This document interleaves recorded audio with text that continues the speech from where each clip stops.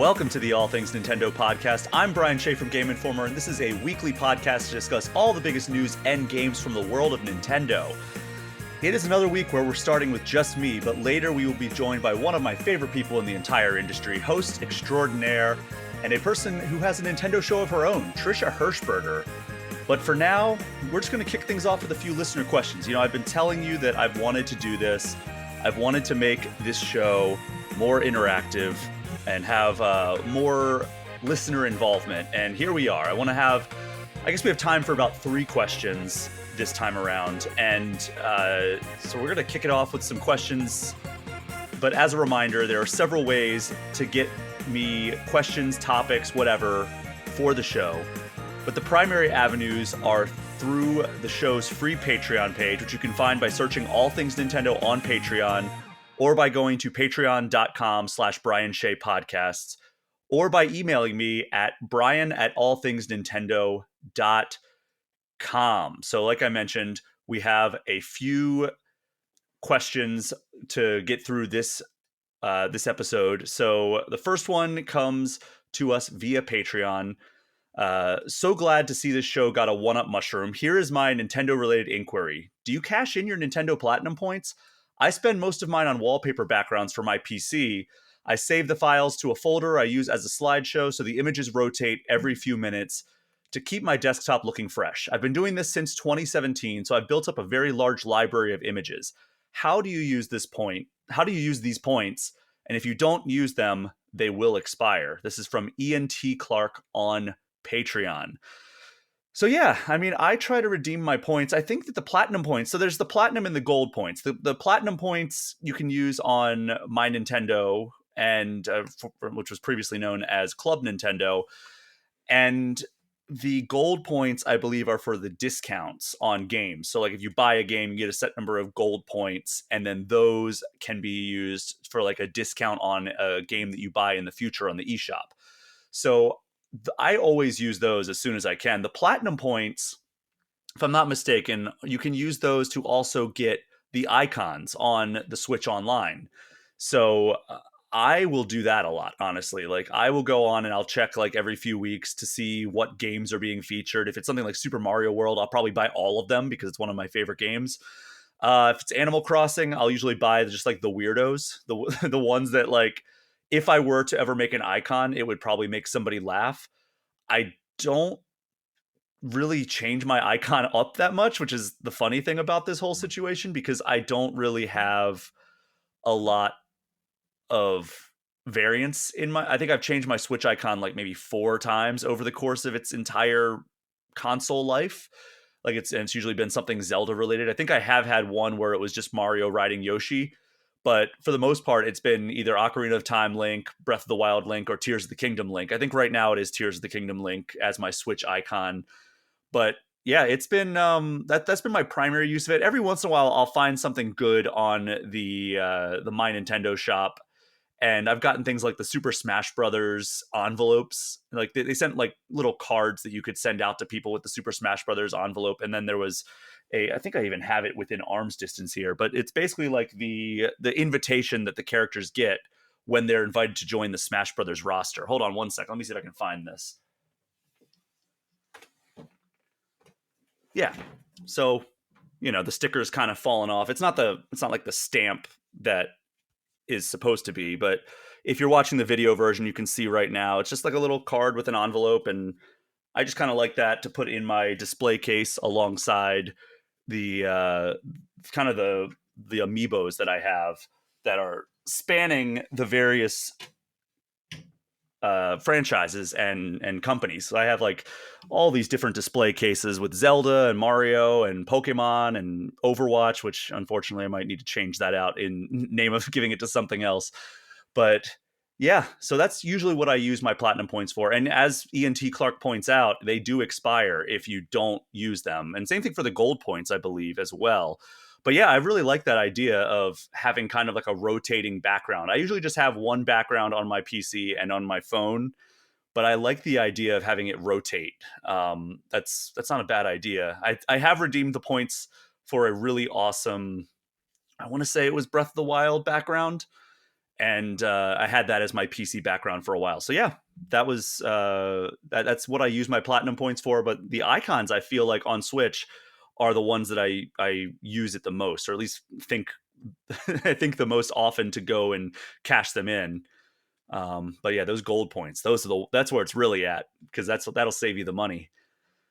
All right, next up, another one from Patreon. First, wanted to say that I've loved the podcast since you started. Thank you. Really enjoy hearing your expertise each and every week. Keep up the good work. Well, thank you. Second, I had a topic/hypothetical question that I would love to hear your answer. Nintendo gives you a huge chunk of change and says, go find a developer for us to collaborate with. Who are you getting? What kind of game will they make? And what Nintendo IP are you using? I feel like everyone will have a different answer for this, but mine would have to be a Zelda roguelike made by Supergiant in the style of Hades. Thanks again for giving me a great listen each and every week, Drew. And this actually came in via email. Apologies. All right. So I have unlimited Nintendo money to make a game in the style that I want to make, with the developer kind of licensing it out. So kind of thinking like Hyrule Warriors or Mario plus Rabbids. Um, Man, that's a tough one. I I've pitched this one in the past, but I don't know who the developer would be. But a Zelda, I'm kind of sticking with your idea, a Zelda roguelite where, but instead of being in the style of Hades, I guess it could be in the style of Hades, but a Zelda roguelite where you play the role of Ganon, and each game, or each life that you have to try to defeat Link and take over Hyrule. And then each time Link defeats you and you fail, you're reborn in a different form, in a different era, and most importantly, a different art style. So you may come into the world and, it's Skyward Sword era, and you have kind of that art style. And of course, this couldn't be canonical. It's more for fun. And then if Link defeats you, then it's a different era. And now, look, you're in like the Wind Waker art style, and you have to try to defeat Link in that era. And if you win, that's, that plunges Hyrule into an era of darkness. And then like you have to amass power and keep your rule going until the next Link is born or something like that. But I really, really like the idea of taking taking Ganon as the main playable character, and having him be reborn in different eras and different art styles throughout all this. I don't know who would make that, though. I guess Supergiant could make that. I've also, we talked about this on the show a little bit ago, but like having that quote where the Prince of Persia developer kind of hinted that they would want to make, or Prince of Persia: The Lost Crown specifically, that they would love to make like a Zelda 2 remake. That, man, that would be amazing. I would love that. That would be incredible. And Nintendo already has a great relationship with Ubisoft, so that would be great. Speaking of Ubisoft making a game from an established Nintendo IP, I mean, what's Nintendo doing with Star Fox? Nothing. They've shown that like they've struggled with that IP. They've given it to several different developers. Ubisoft already made a good Star Fox game with Starlink. Obviously, it was only the Switch version, or was it even Wii U at this point? I don't even remember. I think it was Switch. That, you know, Starlink had Star Fox in it if you played the Nintendo exclusive version. So that was one of the best Star Fox experiences since Star Fox 64. Why not just let Ubisoft take a crack at it? Good space combat. We recently revealed our cover story of Star Wars Outlaws that has space combat. It seems like they could do something with the Star Fox IP. And if Nintendo doesn't want to do it, have a third-party developer do it. Why not? And, man, another one that the obvious answers are all like, all right, well, let the Dead Cells developers make a Metroidvania game with the Super Metro, or the Metroid license, right? But I feel like that's too obvious. I'm trying to think of like indie developers that I really, really love, and Nintendo IPs that are kind of underserved. I don't want another developer to take Mario Kart because because that's the other thing is like if a game or a franchise is coming off of an all time great entry, like I wouldn't be like, oh, we need to give another developer Animal Crossing because we just got arguably the best Animal Crossing game. Same thing for Mario Kart. Mario Kart 8 Deluxe is the best Mario Kart game. Why would we want a different developer to take it? But I think that those spin off ideas, maybe I don't know what developer it would be, but I would love like a Lego Mario game. We've seen a lot of licensed Lego games, and I think that if there was like a Lego platformer, almost combining like elements of a Mario game with elements of the Lego franchise and maybe like a Mario Maker Light style mode where you can make your own levels through that. That would be a cool game. I guess, man, who would even make that though? I guess whoever makes the Lego games. I don't like Traveler's Tales. Is that the company that makes it? But yeah, I guess those are my answers. So Ubisoft making a Zelda 2 remake, Ubisoft making a Star Fox game, somebody, I guess maybe Supergiant making that Ganon Zelda roguelite, and I guess whatever the last one I said was the Lego Mario game. That's what it was. Okay. So yeah, good question. Thank you. And then we have one more coming in. Good afternoon. Longtime listener to your show. Congrats on going independent. Thank you very much. My first Nintendo games were on N64, and I have so much nostalgia for those games, especially Ocarina of Time. And I still like playing those games. I'm currently working through Majora's Mask.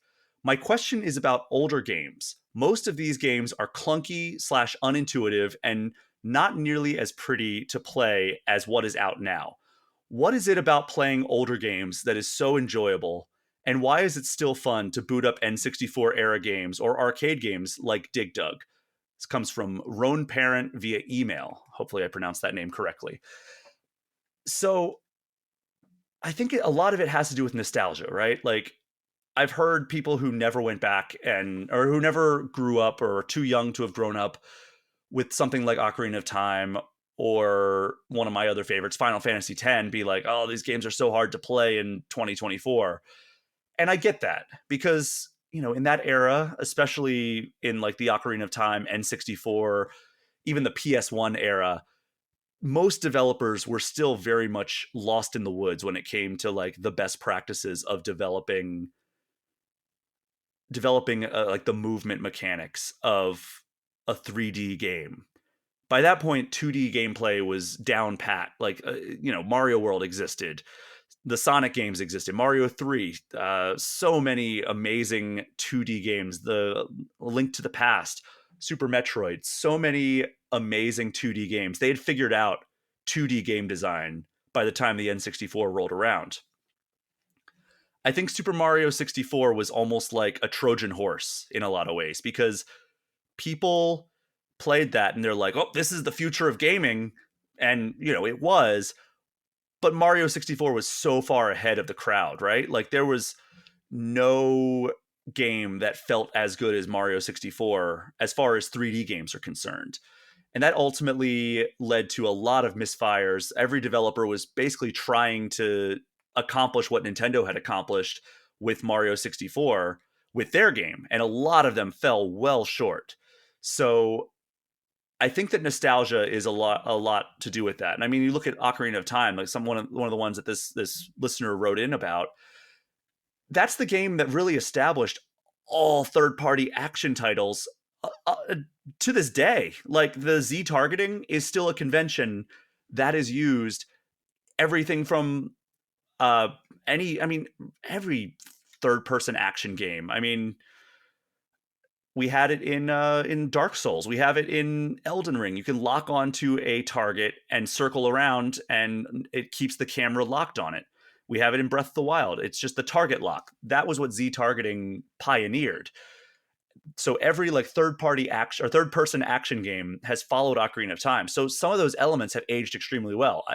Ocarina of Time is one of my favorite games of all time. I'll fully admit that there are certain parts that have not aged particularly well. And as somebody who recently played Majora's Mask for the first time, even though that's a direct sequel to Ocarina of Time, it didn't have the same impact on me playing it in 2023 as it would have if I played it back in what was it, 2000 that game came out. So nostalgia definitely has a huge part in that. Now, as for like arcade games like Dig Dug, I mean, you could say a lot of that is simplicity. Like those games are meant to, you immediately recognize what your objective is, what you're supposed to do, and then you have all the tools to do it, or you can find power-ups to let you do those tools. And that simplicity is designed to get you to replay it over and over again. I mean, same thing with the difficulty. There's a reason those arcade games are so maddeningly difficult. It's the same reason so many mobile games today have difficulty spikes that make you get a taste of victory, but just enough that you want to buy extra lives. I mean, that's basically what the arcade would do. You get into a brawler like TMNT arcade or X-Men arcade, and you get through that first level, you'd be like, wow, that was so much fun. That was great. And then you get to like the second or third level and it's just punishingly difficult, but you remember how good that feeling of victory was. So what do? You put in extra quarters, or you buy extra lives on the app store, and it lets you keep playing and chasing that feeling. And I think that's why the old school arcade games are so good at being replayable. It's because they're simple. And once they had established the best practices for 2D gameplay in a series like Dig Dug or Pac-Man, it was really transformative for making the experience that much better. So, I mean, I think that's a big part of it. And of course, like some of the games that you mentioned, Ocarina of Time, Majora's Mask, Dig Dug, I'd argue that those three games are probably among the top 100 games of all time. So there's something to be said about that and just having genius design.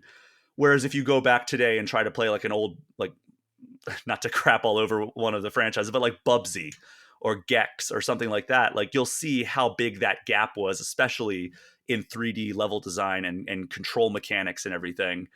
I think that is a really important piece of the puzzle that really contributes to why those games are so infinitely replayable. So, I mean, I'm with you.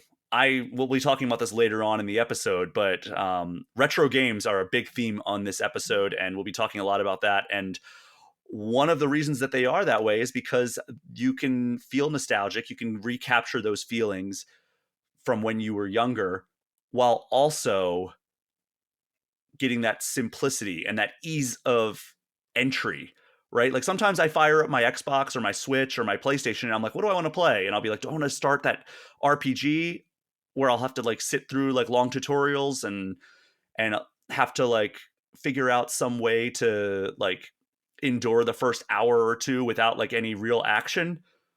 Or do I just want to jump into a Mario level where like I will be dumped right into the fun? And of course, like, you know, some of my favorite games of all time are RPGs that have tutorial heavy sequences. But sometimes I'm just in the mood to jump right into the action. And I think that's what something like Dig Dug does for you. It's like you get the little jingle and then you're off to the races. And yeah, I think that's a large contributing factor. But thank you all so much for questions. We didn't get to everything. I have saved any questions I haven't gotten to yet in a document, so try to continue chipping away.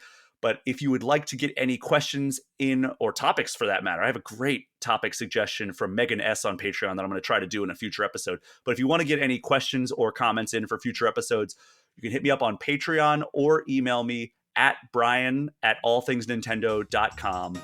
But for now, we're going to take our first break, and when I come back, I will be joined by this week's guest. We will be right back.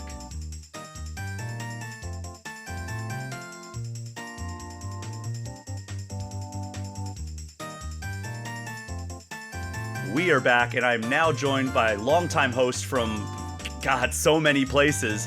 But currently, she is the host of Nintendo Weekly and a Twitch streamer extraordinaire, Trisha Hershberger. Trisha, how are you today? I'm so good. Thank you so much for having me. This is so awesome.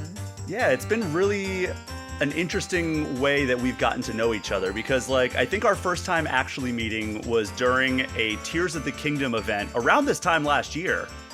I mean, this was like in the lead up to launch. It was like the only hands-on thing that they did. And we just like struck up conversation while we were like desperately waiting for Nintendo to let us get our hands on the Switch that had Tears of the Kingdom running. I I'm so grateful that we struck up that conversation as well, because let me tell you how nerve-wracking it can be at those events, because like media professionals such as yourself get to go to these things very often, right? You already know each other. You're making small talk with each other. And then there's someone like me who typically comes at this from like the more entertainment angle. Mm-hmm. I don't know any of these people. And I also feel like sometimes there's, even though media and content creators, we should be all one big happy family. I do feel like sometimes there's a bit of a separation there in the expectations of how we're going to be at events, how we're going to cover events, etc. So I felt a little bit like the odd kid in the room. So I really Oh no. appreciate you being so lovely And to strike up small talk with me there. and I believe you had an amazing Link tunic dress on. I did. Yes. Yes. I had a Breath of the Wild tunic dress on because, you know, when one gets invited to check out Tears of the Kingdom early, you dress for the occasion. Oh, absolutely. And then since then, we've run into each other at Nintendo Live back in, what was that, last August? And then or it was either late August, early September. And that was out in Seattle. And then Yes. the Final Fantasy VII Rebirth event out in LA. So we've just, by complete coincidence, run into each other, cross paths. And every time we're like, we should do something together. We should record something together. We should collaborate. And here we are. It's finally happening. And we're doing it 2 times in 1 week because people who are listening to this when it comes out this morning, I actually was on Trisha's show, Nintendo Weekly. So yeah, I don't know. Do you archive those videos? They are archived. So Nintendo Weekly airs on both Twitch and Amazon Live, which everyone listening is probably like, Amazon Live, what? Amazon has a live streaming platform in addition to Twitch. It's confusing because Amazon also owns Twitch, but they have another live streaming platform called Amazon Live, which is more of, it's meant for more shoppable live streams.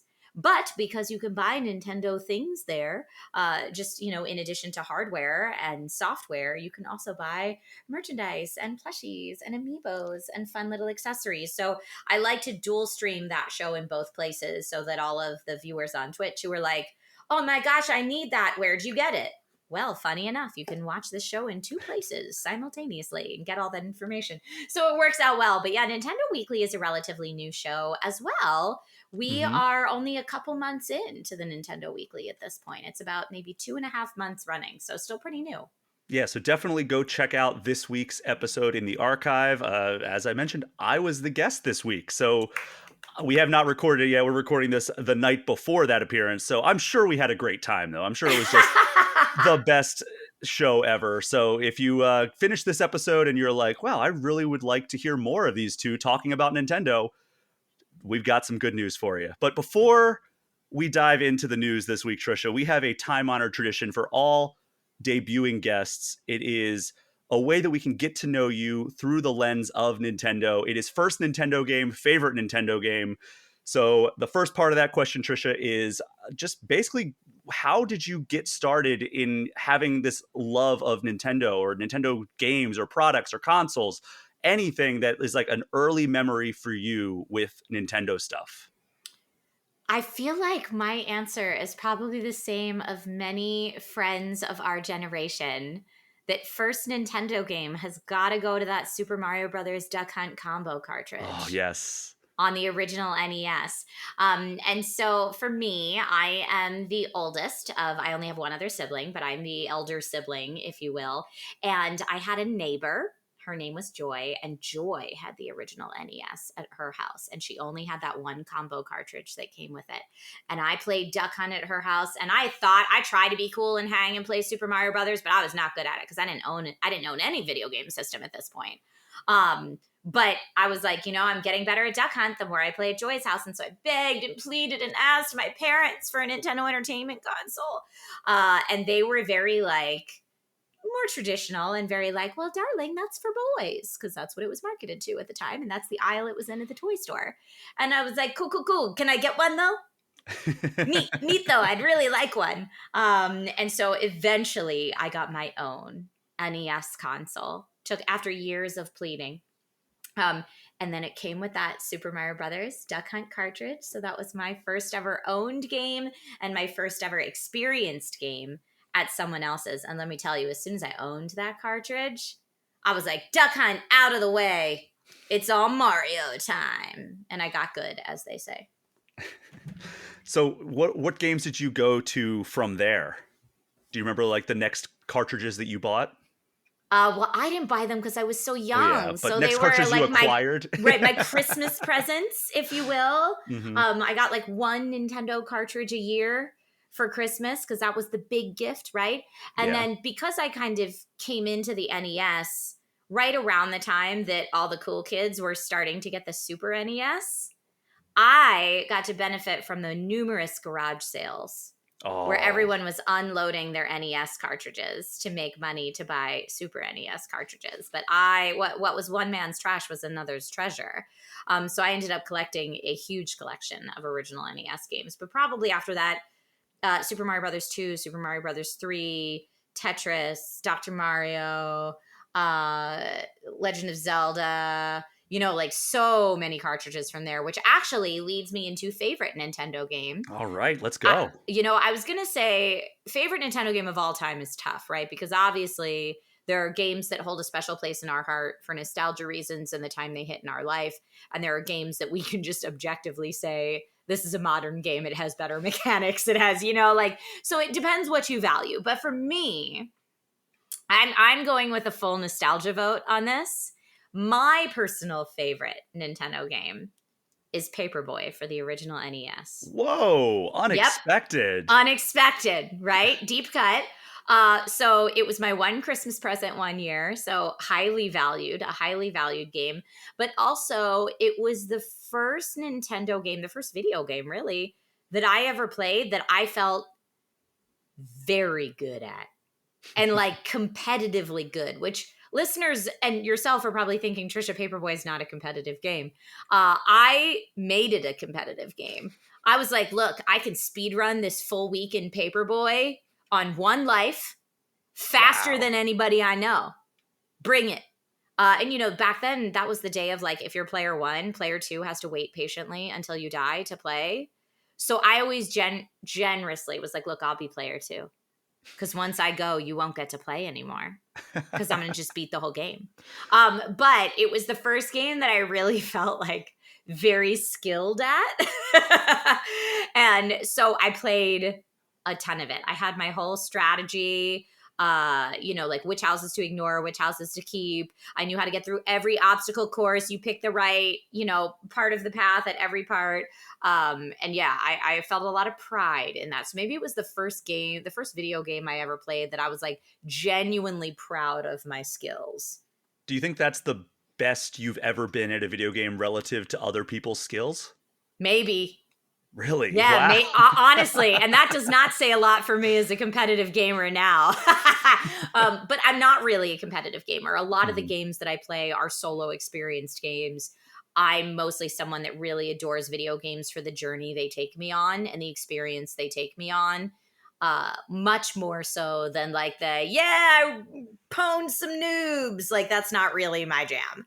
My jam is much more like I played this game and it was so beautiful and I cried at the end and it moved me. Like that's much more the type of gamer I am. So yeah, I mean Paperboy might have been the that and Heroes of Might and Magic 2 I was really good at. That's not on Whoa. Nintendo, but those are like No, we can talk about maybe whatever. those are like the games that I'm like, hey, look, I'm mad good at this, so watch out. Other games I'm like, I can reasonably hold my own, Hmm.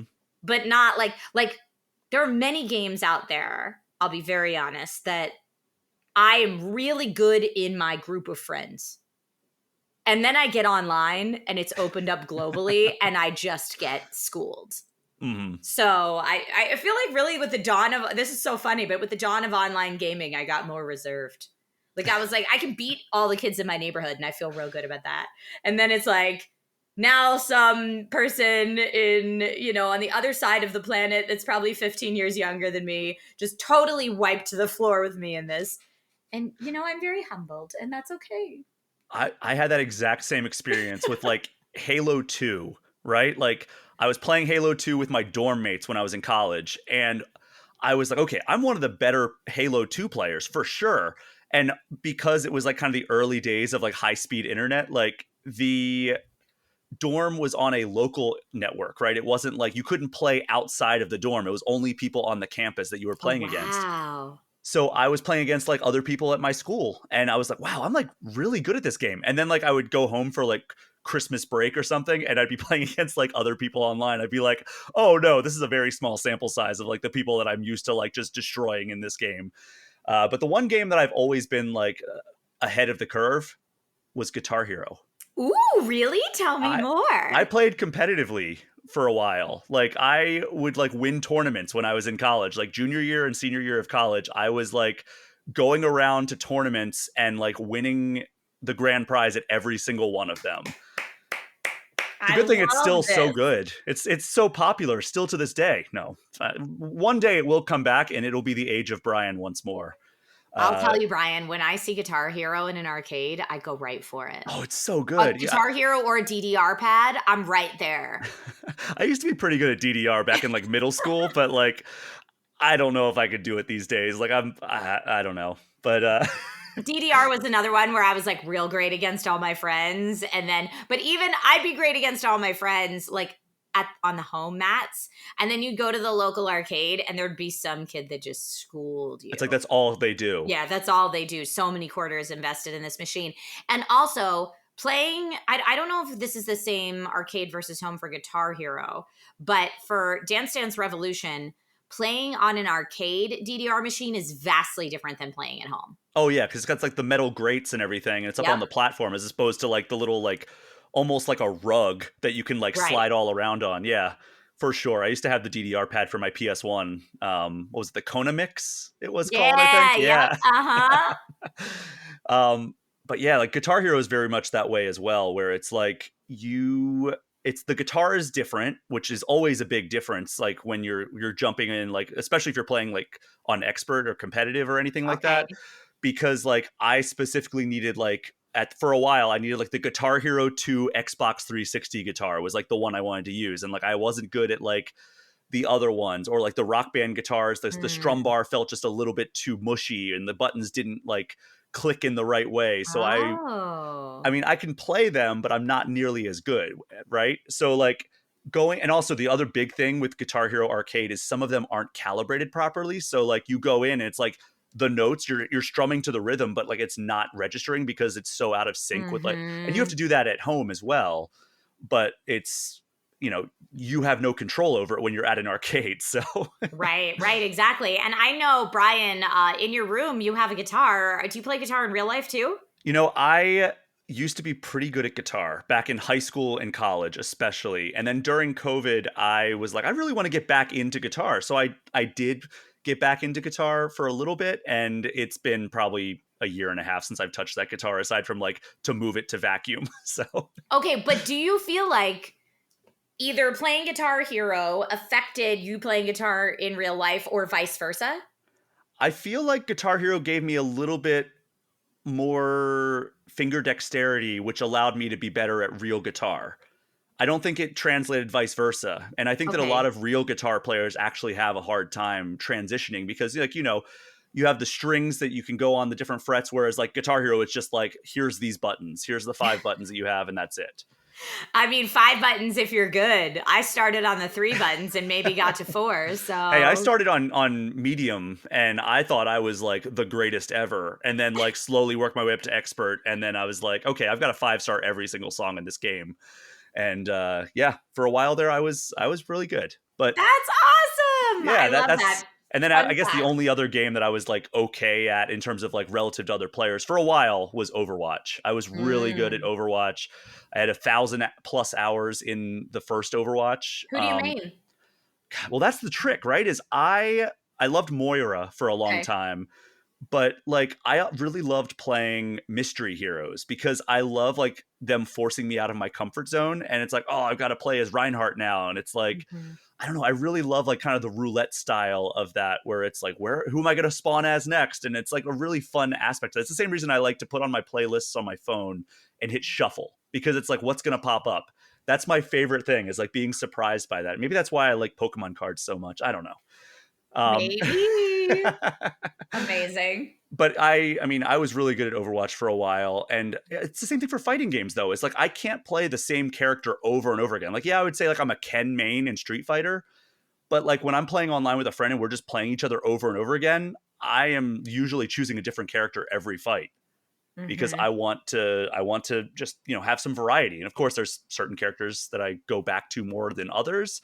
Like I'm Yeah. not really a Zangief player. You're not going to really catch me selecting him, but like I might dabble with Cammy or Chun-Li or something instead.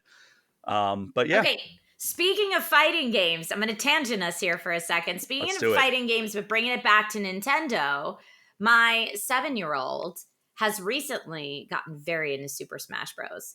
And Oh, me, as a non competitive gamer, I'm like, I have played some Super Smash Bros. I am not great at Super Smash Bros. I'm a full on let's get in, button mash, and have a good time. And then that's pretty much it. Like, there's a couple characters I know the moves, but it's very limited, right? mhm. But I'm so proud of him. He's getting so good now, and he is getting to the point where he can beat me sometimes, and Wow. that makes me as a parent very, very proud. But I would ask you, since you mentioned fighting games, who's your Super Smash Bros go to? Oh man, for a long time it was Pikachu, and that was just Okay. because I was such like a Pokemon head back in the day, and like it was so cool to have like Pikachu fighting Mario and Link and Samus. Who do I That's my play? son with Lucario right now. Really? Okay. Mm-hmm. Mm-hmm. Lucario's really good. I like Mewtwo. I like the Captain Falcon style play, which also means I like Ganondorf. Mm-hmm. I'm a diehard Sonic fan, so I do choose him, even though I'm not good at playing Sonic. I think he's too Okay. fast for me. Um, but yeah, like I don't know. There's a really solid roster of characters at this point. We hung out at the Final Fantasy VII Rebirth event. I like playing as Cloud. Okay.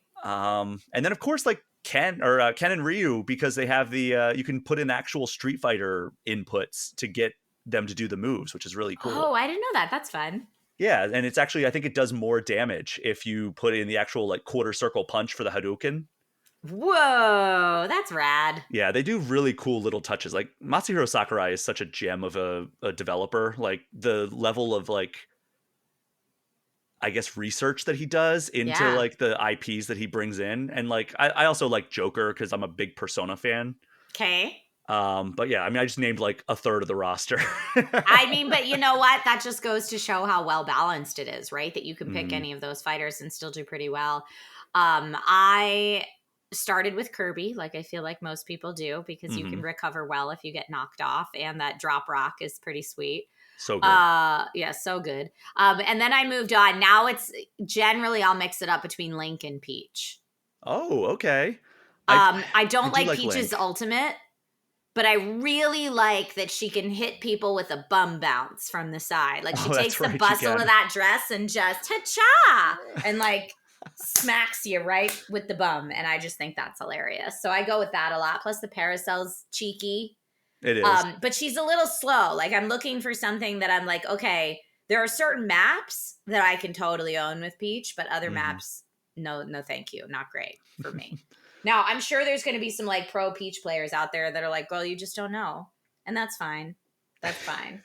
I haven't spent that much time in Super Smash Bros, as I said, but it's still very fun. Very good game. That's the thing about like when you have like a job where you're either covering video games like I do or streaming video games, you have to play a lot of different games unless you're just specialized in that one game, right? Like it's like I would love to put another 1,000 hours into game X, right? But it's like, all right, I reviewed that game. I loved it. I gave it a really high score.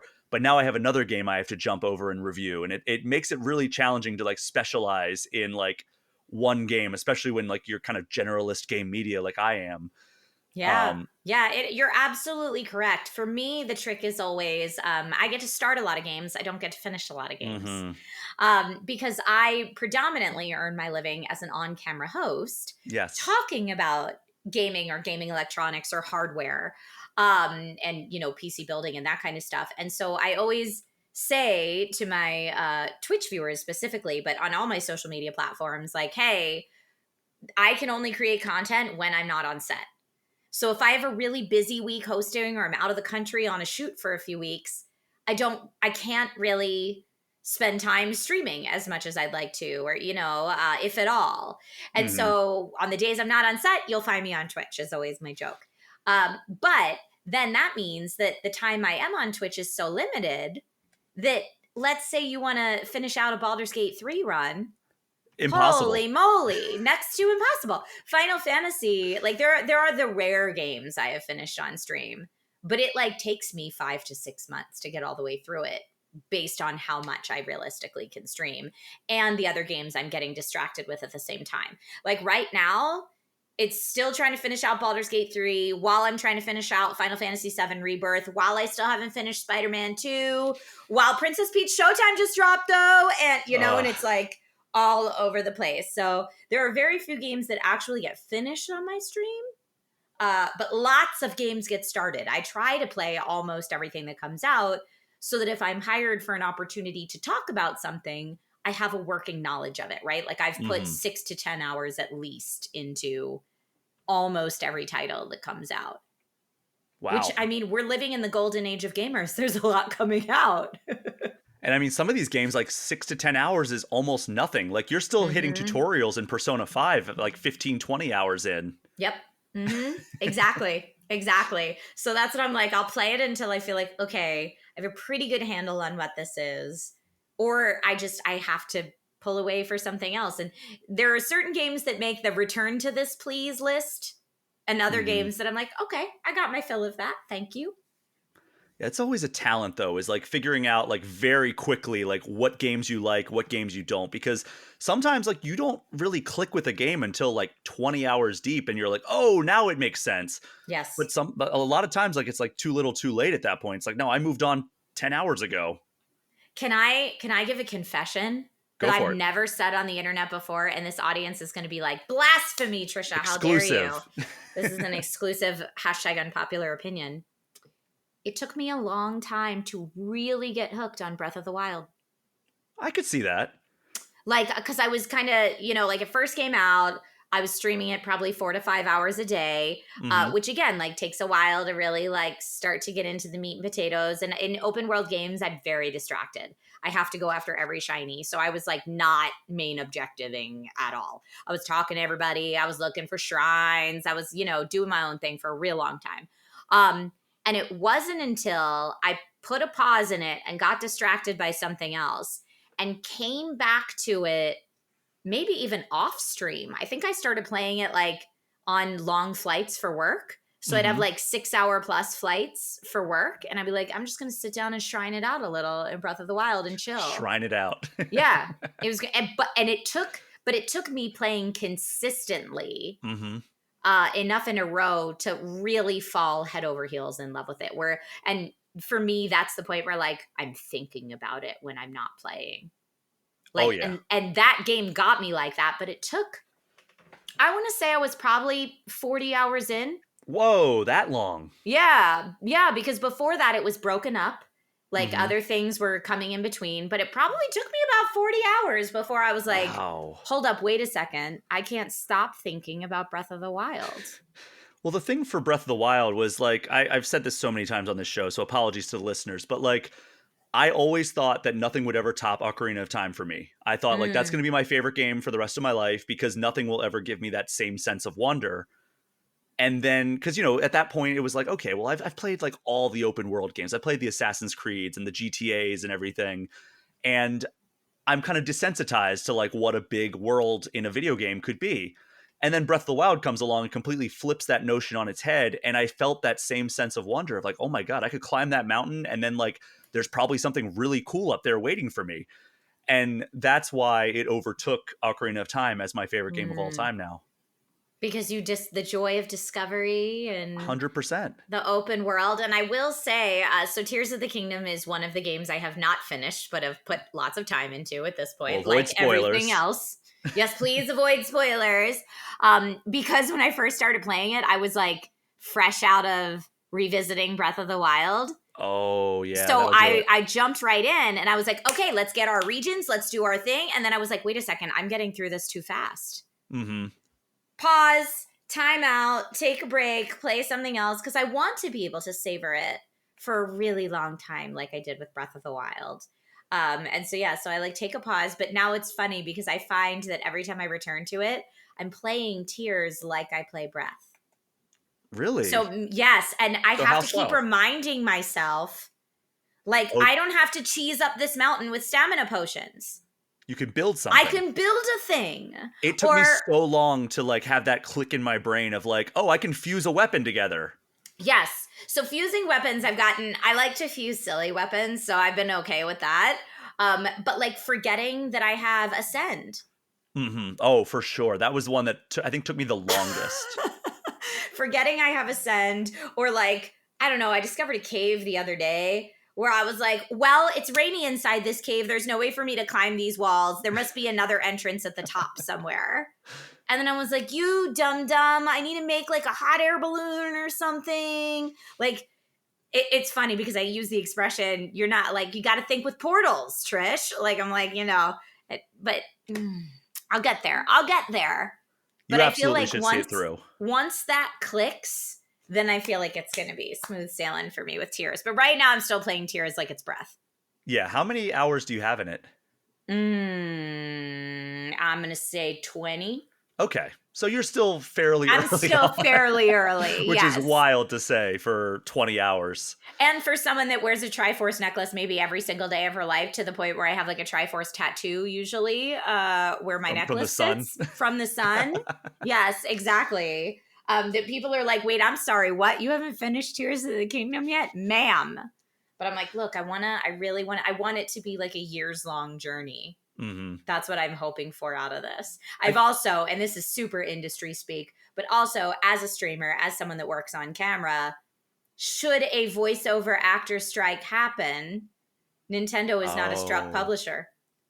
And so when it comes to the library of games I'll be able to stream, I'm like, if that happens, that's my Tears of the Kingdom era, baby. It's going to be all tears all the time. So I don't want to blow through it too fast. That makes sense. Yeah, you got to Right? save it in the reserves just in case. Like, it's your rainy Just in day case. fund. Just in case. Yep. Mm-hmm. All right, well, let's jump into the news from here. Like, we've talked about our love of Nintendo for 27 minutes now. And, are you a Stardew Valley fan? I like Stardew Valley. Yes. I think it's a fun game. I'm not hundreds of hours into it like some people are, but I really did enjoy the like 30-ish hours I sunk into it. So it's a game I've always wanted to jump in, and it seems like this might be the excuse that I need because it recently got its 1.6 version on PC, and console players are still waiting for the update to hit their versions. And according to developer Concerned Ape, the update for console and mobile is in progress and will be released, quote, as soon as possible. So something to look forward to there because fans have been looking forward to 1.6 for a long time. And I was Yeah, looking over like, what is it? so it adds like a whole nother like farm that you can do, I think. And it like adds a ton of content, bug fixes, like Okay. all kinds of stuff. And it even recently broke the Steam concurrent players record last month when Good for 1.6 hit Stardew. PC. I know, right? So like Good for Stardew. I mean, I'm the game's really fun and there's a lot you can do in it. yeah, I mean, I got kind of like overwhelmed by it and I played maybe Mm-hmm. like 5 hours and never went back. Okay. So I'm a little farther in than you. Oh, for sure. There's quite a bit you can do. If you want to make it a farming game, great. If you want to make it a fishing game, great. You want to make it a mining and monster hunting game, great. You want to make it a dating sim, great. You have all these different options of what you can do with this game, and I think that's what people love so much about it is you can really tailor the experience to exactly what you're hoping for out of it. And it's not, they did a really good job balancing those different aspects. It's not like, okay, well, it's a really great farming sim, but a really awful, has really awful fishing or monster hunting or hmm whatever. Like it's pretty nice. And then they drop new surprises in there too. Although Yeah. Brian, I have zero in-game game when it comes to romancing other Really? characters.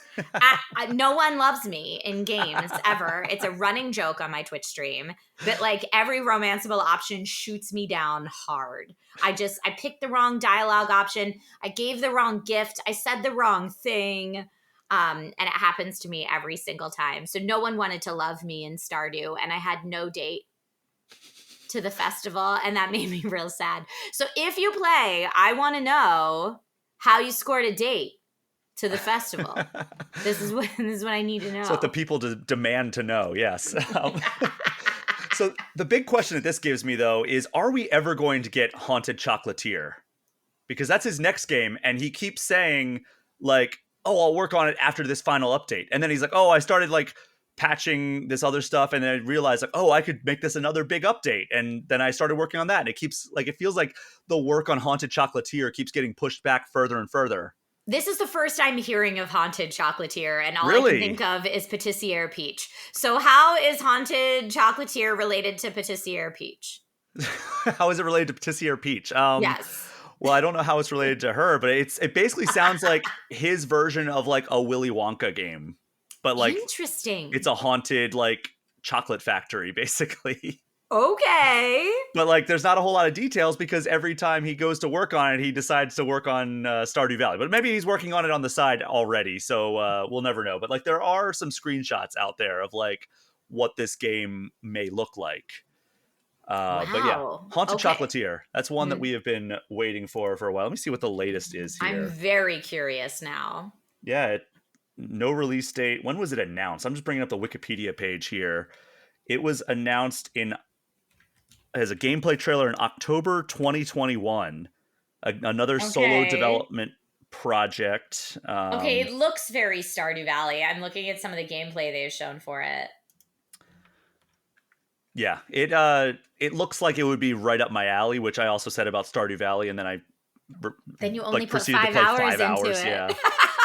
I really like. It's one of those games where it's like I'm always wanting to go back, but it's like the kind of the catchphrase on this show is "with what time."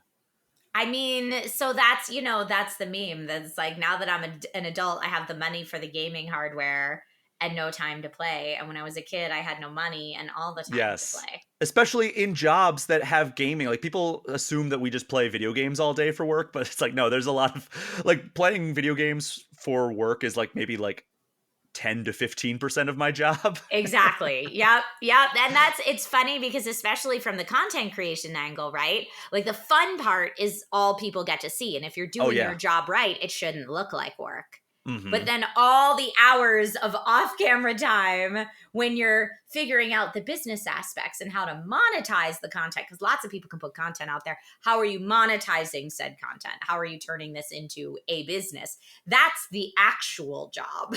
Mm-hmm. And praying to the god of Adobe Premiere that you'll export without crashing, because that was what ultimately did in the first run of video episodes of All Things Nintendo was Adobe Premiere. Now I use a different software program, so I'm having a little bit better luck so far, but we'll see. If you're not watching this on YouTube or the YouTube version doesn't exist, we know that the second time was not the charm for exporting with this new piece of software. Yeah. I still Premiere, so I feel your pain. And just today, I put something up I put up a video that I worked very hard on Instagram, and I am an Android user, and Instagram doesn't always want to play nicely on Android. And so today it was just like, oh, I'm sorry, did you want to post that today? You can no longer crop the profile photo for this reel. Sorry, we're just not letting you do that today. Or we'll tell you could do it, but then it's not going to post right. Ha ha ha ha ha. Instagram on Android. I hate that so much. I mean, it does it for iOS too. Let's put the cards on the table. Okay. Instagram has a lot of glitches on iOS as well. All right, that makes me feel a little bit better. But also then it's like, oh, did you want to change the color on that text in your story? We're not allowing that today. And just things like that you're like, all right. Or I was doing I do an indie game showcase weekly on Twitch. I was doing my indie game showcase last week, and Steam just decided it was doing its Tuesday update, and this week's Tuesday update was just going to go for like a real long time. And it was just like, no games for you for a while. And like every game I fired up, even in offline mode, was force closing and glitching out. And I was like, you know what? Best laid plans, folks. Yeah, I mean, that's the hardest thing is like a lot of software is just surprisingly volatile. It happens, but we do our best and we love what we do, so we push through it. I consider myself very, very fortunate that I get to talk about things that I've been passionate about my entire life and call it a career. Oh, So same. even on the very challenging days, which there are many, overall, I'm still very grateful. Like just before we recorded this, Brian, you popped into my stream for a little bit, and I ended up playing. I don't think this is available on Nintendo, but Stray Gods, the role playing musical. I think it is. I think it Is is on it? Switch. I want to Yeah, say it is. that's what I was playing just earlier today. I'm in Act 2 of that It because, sure again, I is. never finish anything. Okay, good. It is available on Nintendo. I'm only on Act 2 because I never finish games. I start them and then put a pin in them and come back to them Mm-hmm. later. But this is one that I've circled back to several times now, which is why I'm all the way in Act 2 already. But it's got an all-star voice cast. And it Yeah. is for musical theater geeks who also like to play RPGs. This is the game you've been searching for. And so it's very unique. And I always love checking out things that are doing something different in games. Which, Brian, I'm guessing you feel the same way because you see so many different Oh, games, yeah. right? Yeah, I mean, I do like things like, for lack of a better term, that are inspired by like classic games that I love. Like if there's like a new Mm-hmm. 2D platformer that's getting like really good reviews, I am stoked for that because that was what I cut my teeth in when I was growing up, right? Mm-hmm.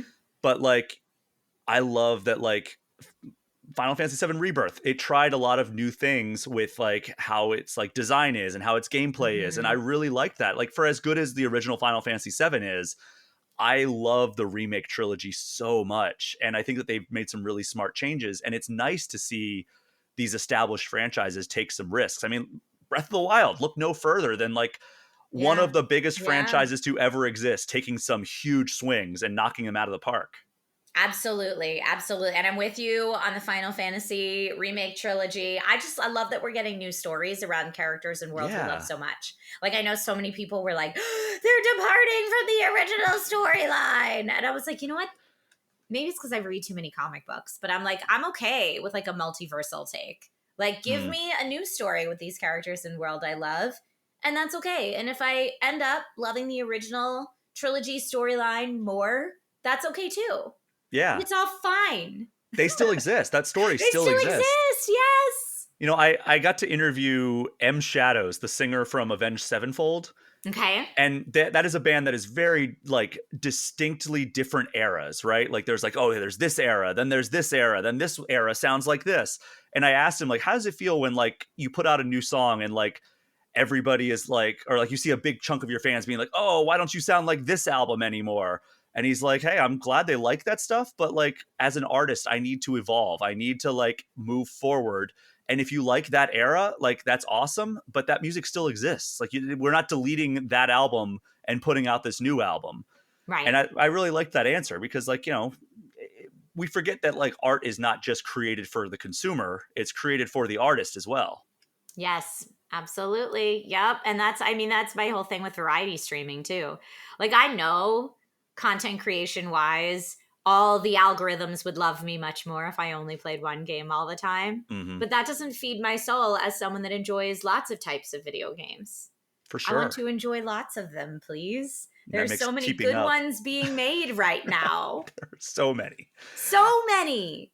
We're very Um, lucky. Keeping up with them is almost impossible, but you know what's easier to keep up with because they're a whole lot shorter? Movies. And we've gotten a lot of movie news this week, and there's only one that really concerns me and us and this show. During CinemaCon, Paramount showed off some new footage of the Sonic the Hedgehog 3 movie. Are you a fan of the Sonic movies? I like them. I watch them with my son. We like them in our house. I like them in this house as well. So the footage is not available as far as I've seen. I'm sure somebody had like a shaky cam and they're recording it and posting it, and probably Paramount is like sending cease and desist to Yeah, them I don't as we want to record. support that. I want to see it for real when it's ready. But we saw descriptions, and it said that the footage showed Sonic, Tails, and Knuckles facing off against Shadow. Very Okay. exciting. Very And then exciting. another scene of Sonic and Shadow fighting in the sky on top of Shadow's motorcycle. And then there was a teaser of a heavier Jim Carrey as Dr. Robotnik, and apparently he made a joke about how he put on all this weight because of he was eating too many carbohydrates. So that's the only description we have. Still no word on Shadow's voice actor. But what is your hype level for this third Sonic movie? I mean, we're going to watch it. My house, we're big Sonic movie fans. As soon as it's in theaters, we're going to go. And wasn't it, I'm trying to remember, wasn't it the end of the last Sonic movie that he first says Eggman? Did he? Oh man, I don't know. The last time I saw Sonic 2 was like before it came out. I went to a screener, and I think you might be right. Like I've kind of like not even like registered with me because I'm so used to it being Eggman in the games at this point, like ever since Right. Sonic Adventure.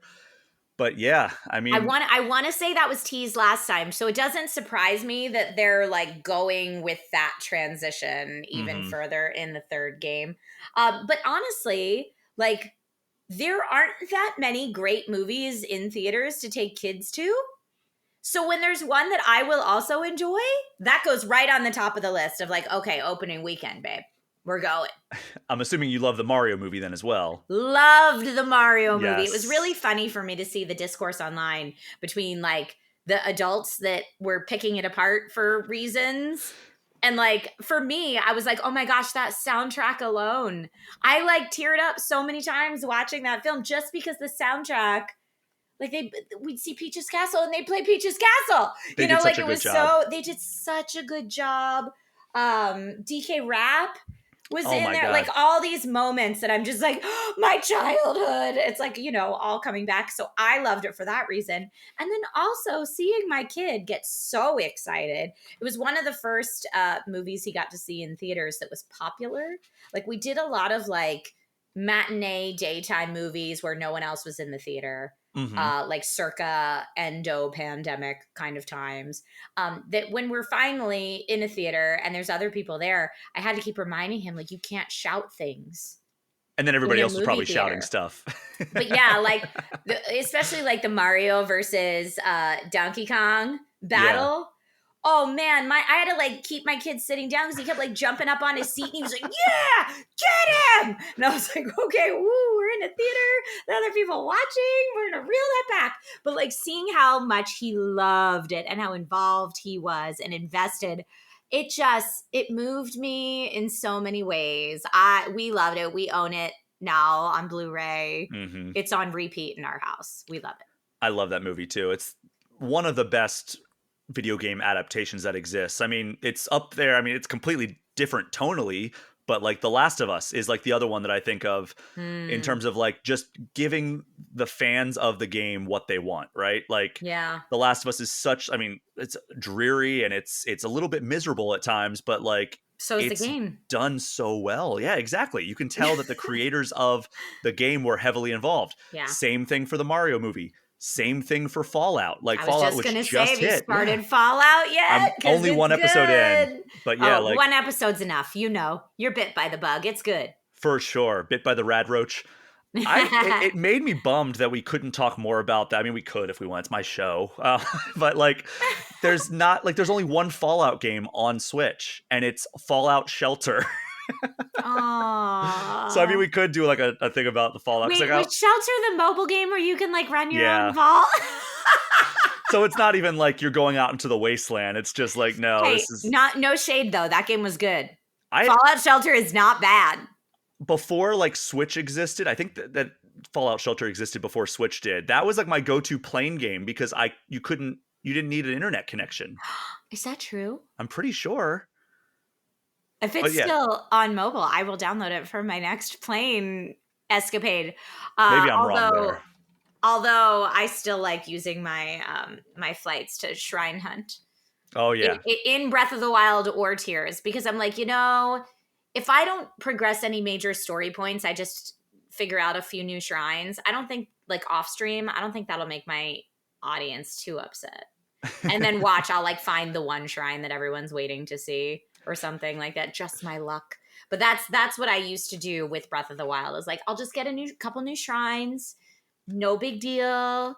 I'll get some more rupees. It'll be fine. And then I just won't do any main mission content It's until so I hard to arrive avoid that again. though because sometimes like you stumble upon it and you're like, "Oh, Yeah. okay, I'm that's how I stumbled upon the final battle."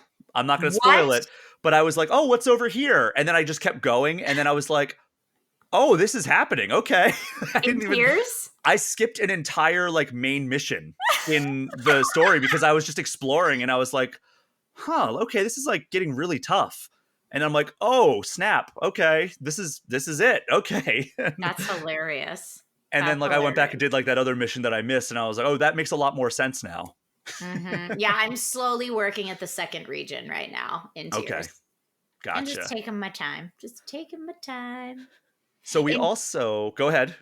I was gonna say, in fact, maybe we'll play that on Nintendo Weekly, but we'll see. To be determined. I'm always in favor of more Zelda. So, yes, if you're listening to this now and you are going back, you can actually see what we played on Nintendo Weekly. You can. Coming to you from the past. We also got a new interview from Paste Magazine with Toby Asher, who is the producer of the Sonic movies and the streaming franchise. And here's what he had to say. Quote, we got really excited about the idea of expanding our characters in our world into television specifically because it gives us a platform to really do character studies. We knew that with Shadow coming into Sonic 3 and some of the bigger things that we want to do, the Sonic franchise on the movie side is going to be these Avengers level events. They're going to be these big, exciting stories that have a lot of different characters. And so, what television did for us is it gave us time to go into some of the more supporting characters in depth and really build them out in cool ways.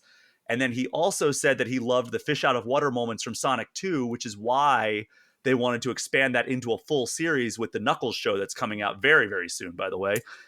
And Ooh. he also references doing something along the lines of Sonic 3 and Knuckles, which shout out to my favorite Sonic game, with how the Knuckles series and Sonic the Hedgehog 3 will fit together narratively. So little hints there. I And I like do that. really appreciate the final quote that we're going to cover here. He said, first and foremost, the goal going into the series was how do we replicate the movie quality in a much more condensed timeline? We knew that if all of a sudden this looked like a ripoff series or something that was really shoddily put together, not only would fans reject it, but it'll damage what we've made. So it seems like the teams behind the Knuckles series are treating this as like much more than just a quick cash in on the popularity of the Sonic franchise. Because I feel like it's come out recently that like some of like the Marvel stuff on Disney Plus, for example, was kind of like a directive from like the CEO of like, we really need to build out our Disney Plus content. Let's just do a bunch of like Marvel series because people love the MCU. And we've seen kind of like a downturn in the quality of some of those things. So I'm glad that this isn't like Paramount being like, oh, people love the Sonic movies. Let's put a Knuckles show starring Idris Elba on Paramount Plus and get people to subscribe to Paramount Plus. It seems like they actually are trying to make it so that these are like high quality things that rival kind of the quality of the movie. Yeah, I mean, that's so important. And you're absolutely right with the MCU. Like, people are going to burn out on something if they're just being inundated with very mediocre content over and over. And then they're like, all right, I thought I loved the MCU or Star Wars or whatever big Mm-hmm. Sonic, whatever big property you want to put on it. But like the last couple times I really got invested in something, it was just okay. So like maybe I need to divert my attention elsewhere. So you don't want to burn your big franchise, your big No. property by putting out mid content. I think that's great. I love that they're aware enough to put that out there. That's really cool. Yeah, and hopefully that means that, you know, we'll know in a couple weeks. I think it comes out what, April 26th, I think is the Knuckles release date on Paramount Plus. Awesome. And it's live action. It's not It's live animated. action. I mean, obviously Cool. Knuckles not so much, but I mean, we got Idris Well, Elba but you voicing him know what still. I mean. But like Yes. still, because and I say that because with my son, we watch a lot of the animated Sonic Mm-hmm. series that are available for streaming. And so I don't know where I've been. I missed that there was a Knuckles series even coming. So my kid's gonna be thrilled. And especially knowing that it's going to kind of fit directly into the narrative of Sonic 3, like that's exciting. Like That's exciting. Sonic 3 is something I'm very much looking forward to. I did a lot of coverage of Sonic 2 when that was coming out. I got to interview the Mm-hmm. cast and the director and everything, and that was really Cool. rad.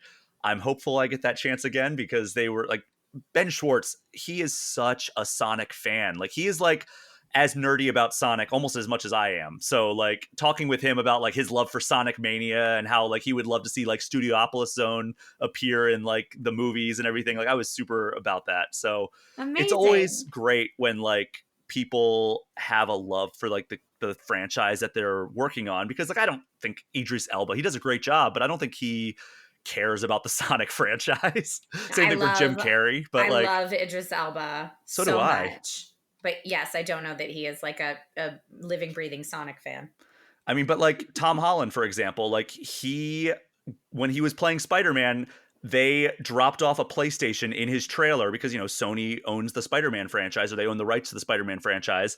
So they had PlayStations in all the trailers, and they gave him Uncharted 4, and he played that, and he was like, wow, this game is amazing, while he was shooting Spider-Man Homecoming. And then he went back and got like the Nathan Drake trilogy, and that's how he got into it. And then like when Amazing. the time came to cast a Nathan Drake for the Uncharted movie, he was like all about it, and he already had that pre-existing relationship, so that's Yep. how he went about like landing that role. So it actually pays to game, it turns out.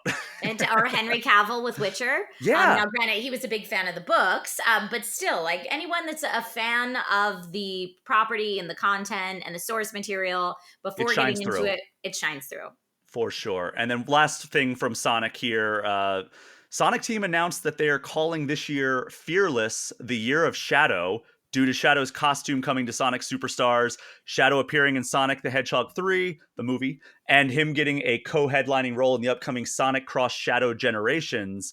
I will say, and my guest for that episode, Dom went ahead and tweeted this, and he was just like, we willed this into existence, or we joked this into existence, because when they announced Shadow coming to Sonic Superstars, I said, this is kind of turning into the year of Shadow.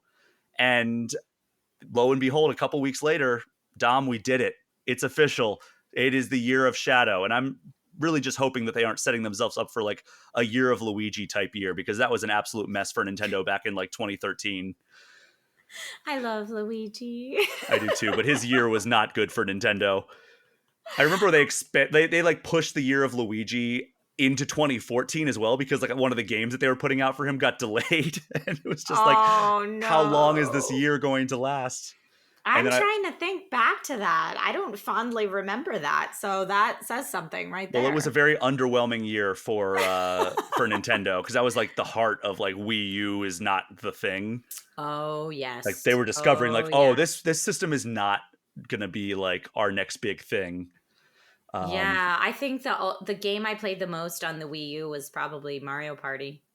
wow, yeah, that says a lot, because there were some really good games on the Wii U, but it just didn't sell. Nobody cared. And that's why we saw Yeah. so many of the Wii U games come to Switch, because they were like, Mhm. oh, we have this built-in library, and like, look at Mario Kart 8 Deluxe, literally just an improved version of a Wii U game, Yeah, and it's the but so top-selling many people game. hadn't played it. Yeah, exactly.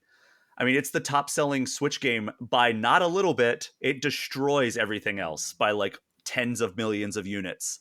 So there I you go. mean, they finally put Pauline in Mario Kart 8 Deluxe, and that's what I'm waiting for in everything. I'm a big Pauline stan. Okay. So I'm waiting for Pauline to come to Super Smash Bros. And then maybe I'll put in the time to get good at Super Smash Bros. But Well, it I'm might going be to a say that while. Mario Kart 8 Deluxe is so popular because they added Pauline, but that's 100% not true because she's a very new addition. It was popular long before that. Hey, that booster course pass is incredible. Literally doubling the courses that are in the game. Like, it was Yeah, already the biggest roster of tracks, and now it's doubled. That's crazy. so good. So we're gonna move along, because we are we are going a little long on the news segment. Apologies. We got a slew of indie announcements as part of a Triple I Initiative live stream. And I don't know how many of these you saw, but we're going to kind of speed run these. So here's some of the highlights. We got the Rogue Prince of Persia, which is a roguelite Prince of Persia game from the developers of Dead Cells, with a super unique cartoon style visual aesthetic. This actually kind of throws back to like a question that I answered during the segment where it was just me before you joined, where they asked like, if you had unlimited money and like access to a Nintendo IP, like what developer would you make like what developer would you take, what IP would you take, and what style would you make a game? And like, this is kind of up there, right? Like a roguelike Prince of Persia game with the developers of Dead Cells. Like, That's pretty cool. yeah, that's a really cool one. I mentioned like my pitch is a roguelite Zelda game where you play as Ganon and you have to try to conquer Hyrule, and each time you're defeated, you respawn with a different art style and different gameplay style, like kind of like the series itself. But yeah, that's kind of my dream. But that That'd be cool. arrives PC early access in May. It's not confirmed for Switch just yet, but I would be very surprised if the 1.0 launch doesn't arrive on whatever Nintendo console is around when it comes out. Another game that isn't announced for Switch, but again, I'd be very surprised if it doesn't come eventually, is Slay the Spire 2. I'm so excited for Slay the Spire 2. Yes, I this is one of the ones that I kind of missed out on. I tried playing the first one, only got about an hour in. I was like, I have other stuff I need to play. Oh, you've barely touched it, my friend. I know. You didn't give it the time to like sink its hooks in and get you. Slay the Spire. I featured this on my indie game showcase when it first came out. And it made the list of like, okay, we're going to circle back and spend some more time here. And then because it's so easy to play in small chunks, Hmm. it became my travel for work game. Oh It's man. not very resource intensive, so it doesn't drain the battery on your gaming PC or whatever you're playing it on. And it's so good. It's so good. And then, like, you know, if the flight attendant comes by and asks if you like a cranberry juice, you can just look up and answer her without, you know, like it doesn't interrupt your game. You're Hmm. fine. It's fine. It's There's a turn flight based. announcement. You need to pay attention. Totally cool. So Slay the Spire is one of my favorite go-to travel games. It is so good. It is so good. You can play different styles, play styles. Give it more time, Brian. I will. So we have a while before this one comes. It's coming to early access on Steam in 2025 and then presumably consoles whenever 1.0 happens, which leads into my travel game, Vampire Survivors, one of my favorites. Yeah, but you can't. What happens if you're playing Vampire Survivors and someone's like, "Would you like a cookie or pretzels?" Well, I hit the little plus button on my Switch and it pauses it. Yeah, I guess you can just pause it. I don't know. I have real problems when I'm playing something like a Vampire Survivors that demands your constant attention of being like, what did you crud pause. I'm sorry, what'd you say? Like it just I mean, that's a cheat code for being on a long flight. Is like you look down thinking like you've played like for 5 minutes and you look up and it's like, oh, it's 2 hours later. So Mhm. that's getting a Contra crossover. It's What? DLC. It's called Operation Guns on May 9th. It's going to have Contra characters, I believe 20 new weapons, a higher difficulty curve to match the arcade tenant or tenure or tenor. Jeez, if I could talk, it'd be great. The arcade tenor of the original Contra game, and what looks like new levels themed after Contra as well. That's really cool. Right? Like I'm loving these Konami crossovers. Like the Dead Cells Castlevania thing was awesome. Does the Konami code do anything? I mean, it works on Contra Operation Galuga, which just came out. It's a little underwhelming because you have to still buy it with in-game currency. It just unlocks it in the Ah, store. no. Um, but yeah. So the last one we're going to cover here is Tchia. Did you ever play Tchia? Yeah, with a T in Yeah, front of it. T Yep, C yep, H yep. I A. I only played about 45 minutes of it though, I'll be perfectly honest. It was beautiful. Yeah, it's a gorgeous game. Takes place in or it's modeled after New Caledonia, which is an island nation, kind of I guess off the coast of it's out in Oceania, where it's like by like New Zealand and Australia. Just a very like remote small island, and it's modeled after that, which is where a lot of the developers are from. And Mhm. it only came to PlayStation and PC last year, but it's coming to Switch on June 27th. And we Nice. gave it an 8.5 out of 10 when it came out last year. So, very well liked game. And there were a ton of other indie announcements, and you can read all about them on GameInformer.com. But which of those stuck out the most to you? I mean, Slay the Spire too. Slay the Spire too. I'm gonna have like a countdown going on my PC for that. But also the Contra crossover with Vampire Survivors is very interesting, and we'll get that soon. That can be the new exciting in a near time frame versus Slay the Spire, where we gotta wait till 2025. Yeah, that's I mean May 9th, I think that was Mhm. for the Contra crossover. So yeah, and that's also coming to Cool. PlayStation, but we're not going to talk about It's that. not a PlayStation It's show. not all things PlayStation. Maybe one day though. No. And finally, the last news story we're going to cover here. We got a new trailer for Adventure Mode in Super Monkey Ball Banana Rumble. So you can play in solo or up to 4-player local or online co-op. 200 all new stages. That's a Hmm. lot. And the game will also have several optional assist features like the ability to rewind, ghost guides, in stage checkpoints, plenty of other stuff. And it is coming exclusively to Switch on June 25th. Are you going to check out Monkey Ball Banana Rumble? Are you a Monkey Ball fan? I have not played a monkey ball in years. Oh, you should go play It's been a the long remaster. time since I've played some Super Monkey Ball. But yeah, I'm thinking about it and I'm like, Monkey Ball, that's a game I could play with my kid. That'd Yeah, be and fun. maybe That'd a be good stream fun. game too. Yeah, that'd be fun. I'd be down to jump back into some Super Monkey Ball. Yeah, I've used to love the monkey ball game where you were like flying and like you have to open up the ball and you're like gliding, you have to drop onto the target.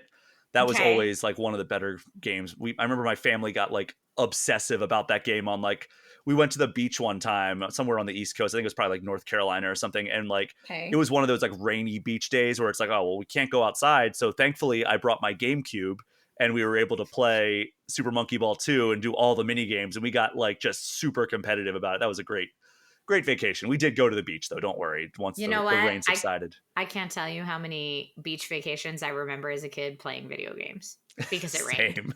Because it rained and you're like, well, it's movies or video games. Thank goodness I brought my console. Exactly.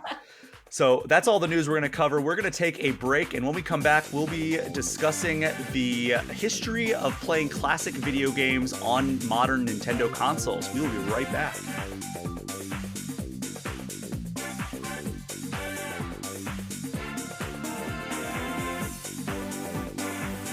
Around this time last year, the Wii U and 3DS eShops closed down for good. And along with those closures, we lost access to the last virtual console standing. While we still have access to many of those games through Switch Online, I want to just take this opportunity and spend some time talking about Nintendo's efforts to give players the ability to experience its unrivaled history.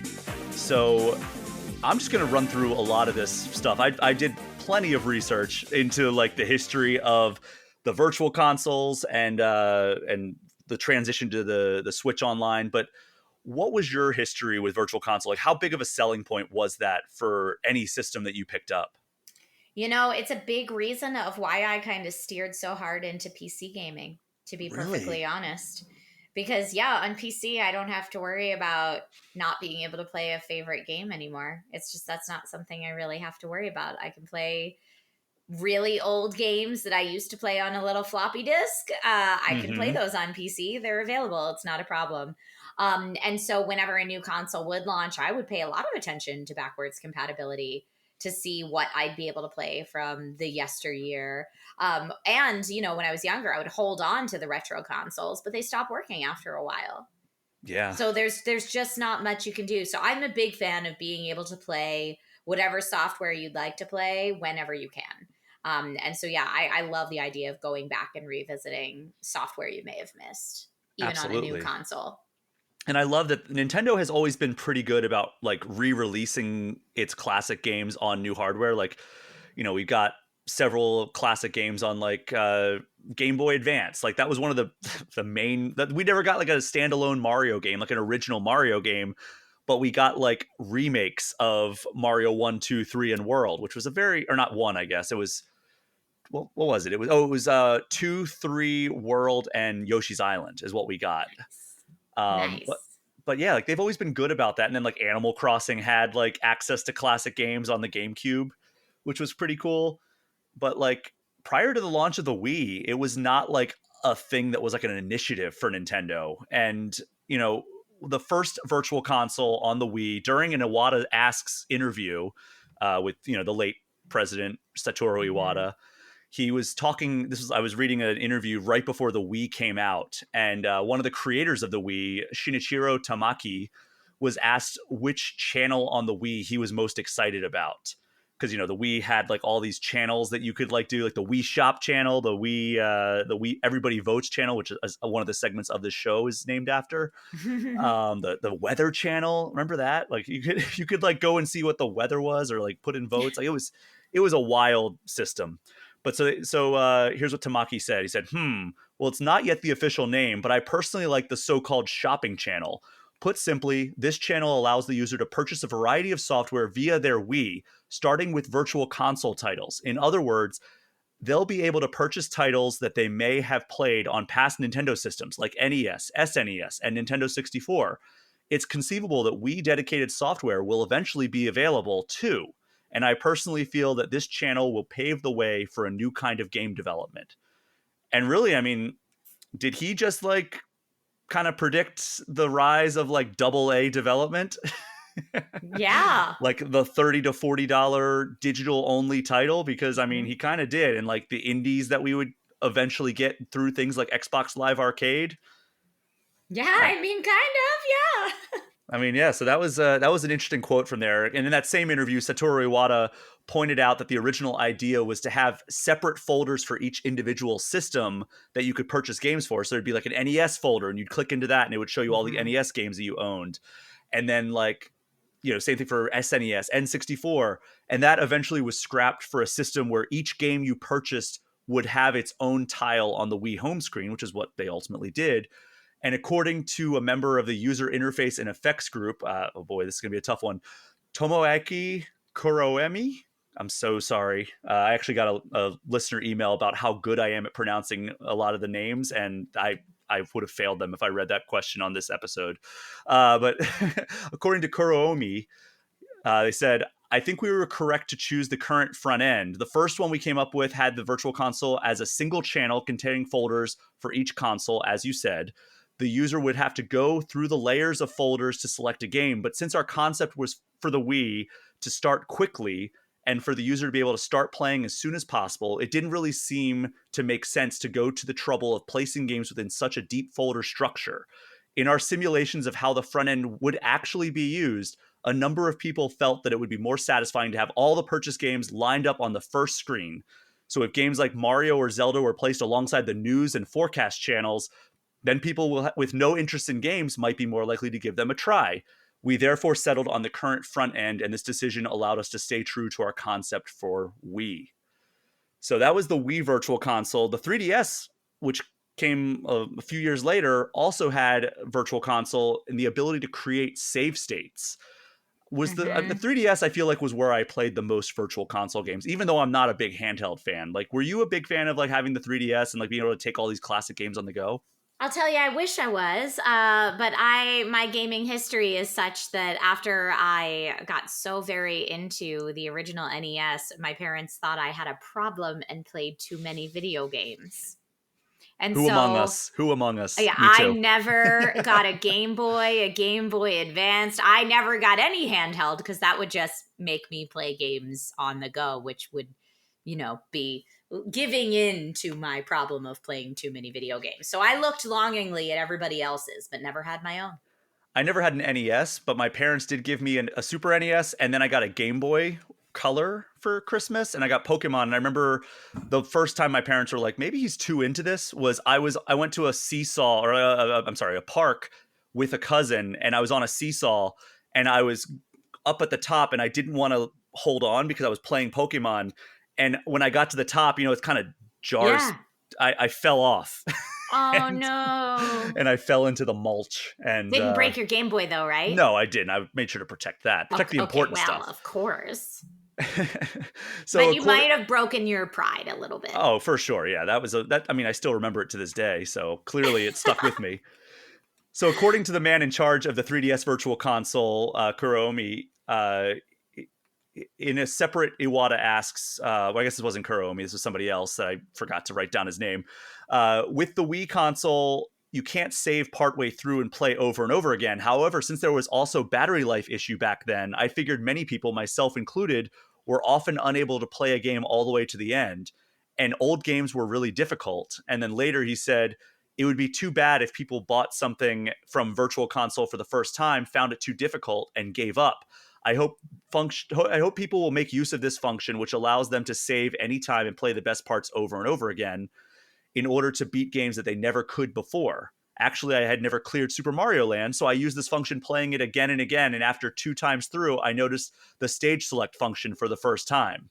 So that was a new thing for the 3DS, was that you could actually do save states and like Mhm. rewind back to that. And that's actually, full disclosure, that's how I beat A Link to the Past the first time, was on the Really? 3DS Okay. playing with some save states, because I would get knocked off that tower where you fall down after during the Uh-huh. boss fight, and I was like, I'm not doing that. If I get knocked, I'm just going to save every time I hit this guy, and then that way I can just like start over and just keep going back where I was. You cheesed it. You cheesed the I cheesed battle. that one in particular. That fight in particular is miserable to this day. One of the greatest games of all time, but that encounter sucks. I hear you. So Uh, go ahead. I was just gonna say, nope. I get you. No judgment coming from me. So the first instance of Virtual Console arrived through the Wii in November 2006 and launched with just 12 games across the NES, SNES, N64, and Sega Genesis, which was very interesting as a child of the 90s to see a Sega Genesis system category on a Nintendo shopping On a channel. Nintendo, yeah. Team Red versus Team Blue. We knew it Exactly. well. So, meanwhile, the 3DS Virtual Console started in June 2011 with just 4 Game Boy and Game Boy Color games. And if you don't count the soft launch in January 2013, where we got Balloon Fight, the Wii U Virtual Console started in April 2013 with 8 games from NES and SNES. And eventually, the Virtual Console offered NES, SNES, N64, TurboGrafx 16, Sega Master System, Sega Genesis, Neo Geo, and Commodore 64 on Wii and Wii U. And the NES, SNES, TurboGrafx 16, Game Boy, Game Boy Color, and Game Gear on the 3DS. And then there were some exceptions here. The Wii U also got Game Boy Advance and DS games, while some Game Boy Advance games came to the 3DS for those who bought their system prior to a certain date and were part of the Nintendo 3DS Ambassador program. You could never buy these. You could only earn them by having the foresight to buy the 3DS before a certain date because they were so apologetic for how weak the launch window was for the 3DS that they were like, let's just give them a bunch of Game Boy Advance games and make them happy that they bought this system. Wow. So yeah, I was a member of that because I bought a 3DS very early on in like its cycle.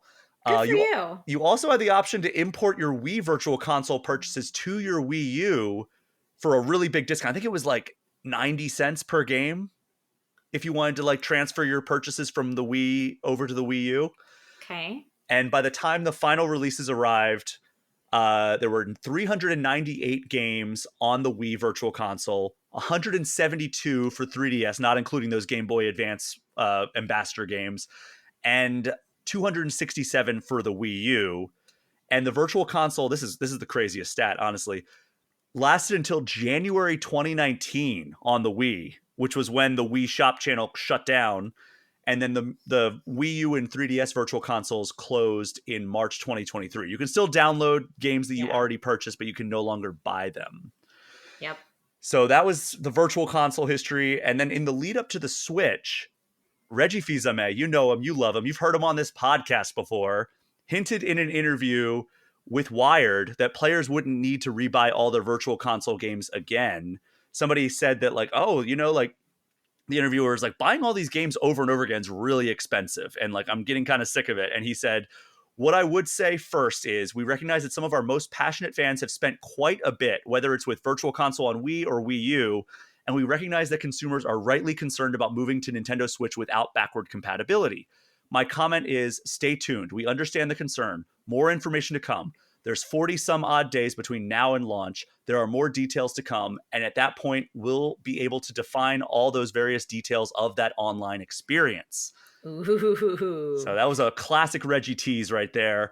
And then Nintendo Switch Online, I mean, the Nintendo Switch came out March 2017. We didn't have Nintendo Switch Online until September 2018, which you kind of forget that it was a year and a half after the Switch launched that we got Nintendo Switch Online.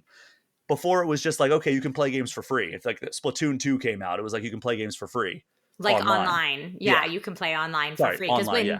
when NSO launched, it was just online gameplay. There wasn't the retro library, right? Well, it did launch alongside the retro library, but it was a pretty small one. So the price Okay. was the same as it is now, $20 a year. It was it let you play online with friends, and it gave you the access to classic titles. And it started with an initial offering of 20 NES games, including like Super Mario Brothers, Super Mario Brothers 3, Legend of Zelda, you know, all the staples. And they've added stuff over the years since then. And one of the key features of the service is it allows you to play these games online with others through like an instanced gameplay session. Have you taken advantage of this? With the classic games? Yeah. No, I have not.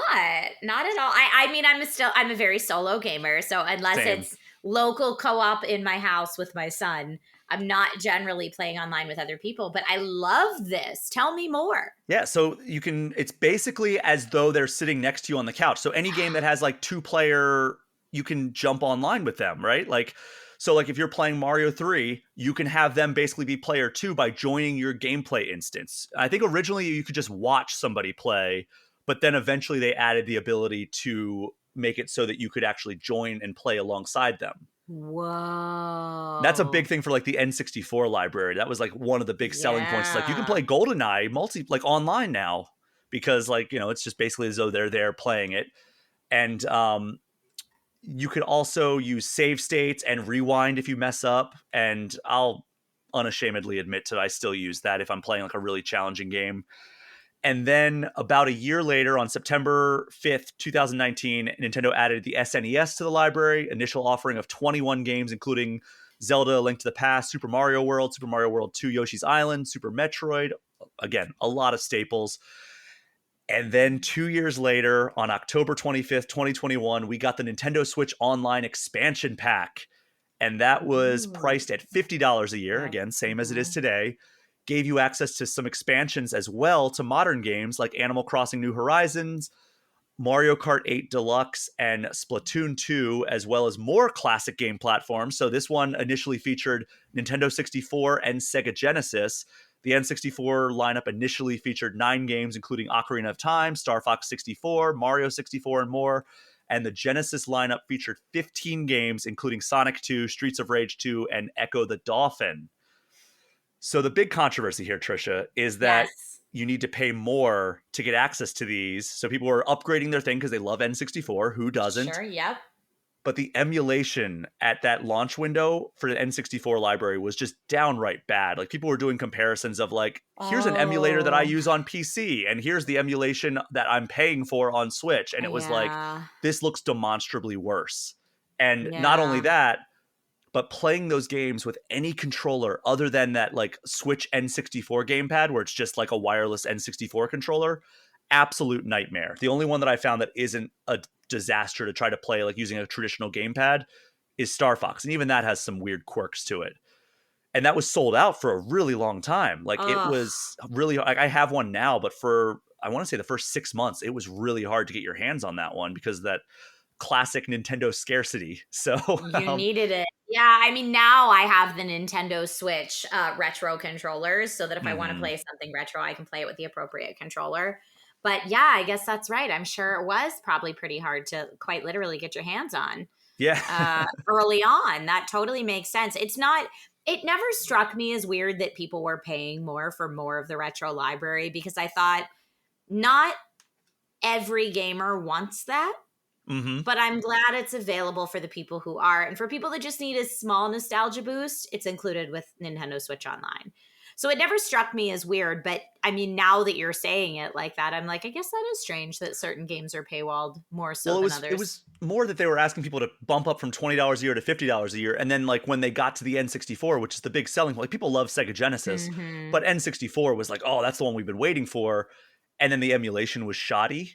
Like that was the thing that a lot of people were upset about. It's like you're asking me to pay more. I did that, and now you're giving me kind of like a worse product than if I were to just play this in the unauthorized way. Hint, hint. So that was the big controversy. But then finally, we got a surprise in February of last year when Nintendo announced that Game Boy would be joining the base subscription, so the $20 a year Hmm. subscription, and Game Boy Advance, another highly requested platform, was coming to the expansion pack. So Game Boy included 9 games, and then Game Boy Advance included 6 games in its initial offerings. And I will say that it is worth noting that all of these libraries have expanded dramatically since these initial Yes. numbers. So as of now, there are 197 games included as part of the base subscription. That's just a base subscription. And a total of 291 games if you have the expansion pack, which is higher than both the 3DS and Wii U virtual console libraries, but way below the 398 available on the Wii virtual console. Wow. So we'll be getting into favorites in the final segment here. But was there a platform on Nintendo Switch Online that you spend the most time with? I mean, the original NES. You're going to see it Really? when we talk about our favorites. And for me, because that's the console I had for years as a Mm-hmm. kid. So, like I said, everyone else was upgrading to Super NES, upgrading to Sega, upgrading to N64. And I played those games at my friends' houses, Mm-hmm. but Then when I came home, I went back to my library of NES games because that's what I had.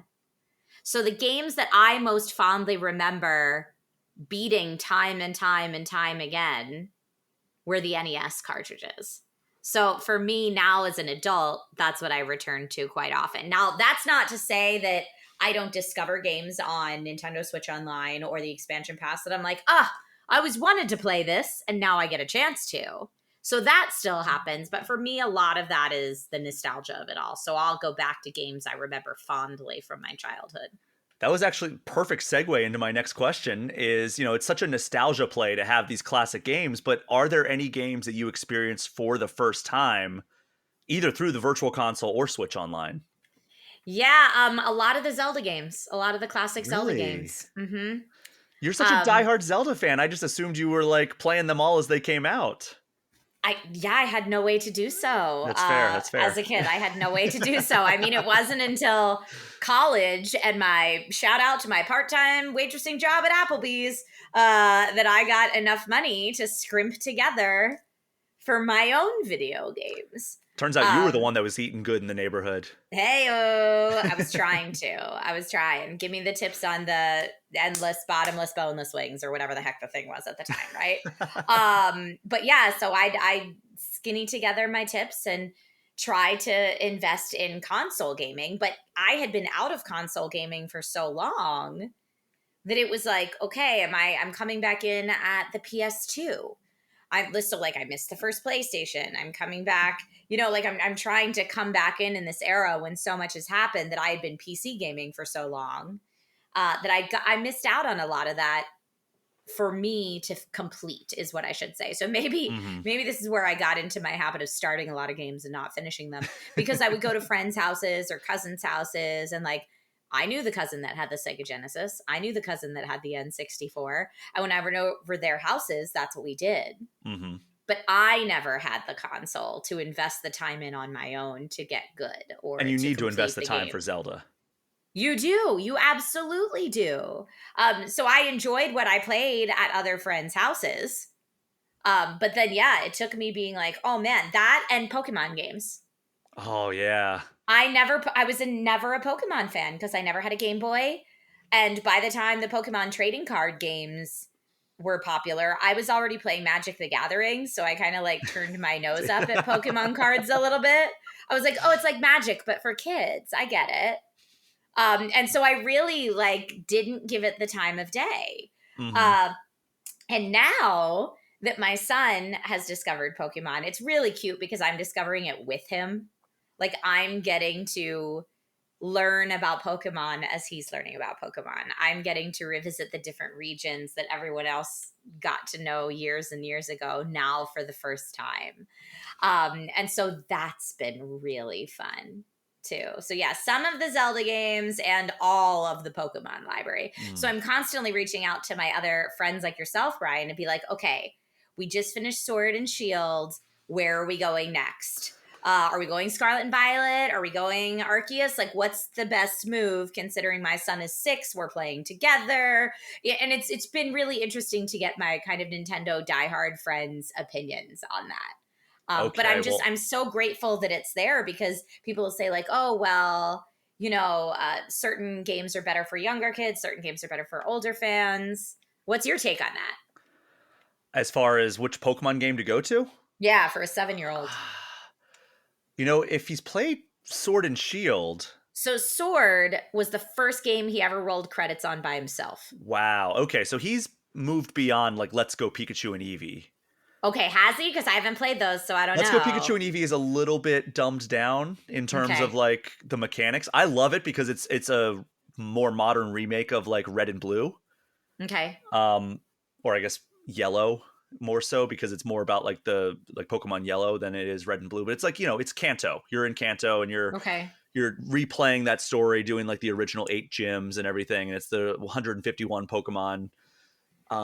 It does have connectivity with Pokemon Go in some ways. Like you can transfer Pokemon from Pokemon Go Oh, that's to, interesting. and there is co-op to an extent. God, it's been so long since I've played that. But the thing is like wild Pokemon encounters. There are still turn-based encounters if you're playing against another trainer. If you're battling another trainer, it's the turn-based gameplay. However, if you're wild Pokemon, it's this weird like motion control affair that you have to use the Joy-Cons for, and it's just not great. Okay, good to know. Um, Scarlet and Violet is one of the better Pokemon games if you Okay. ignore the performance issues. The performance issues are pretty dreadful.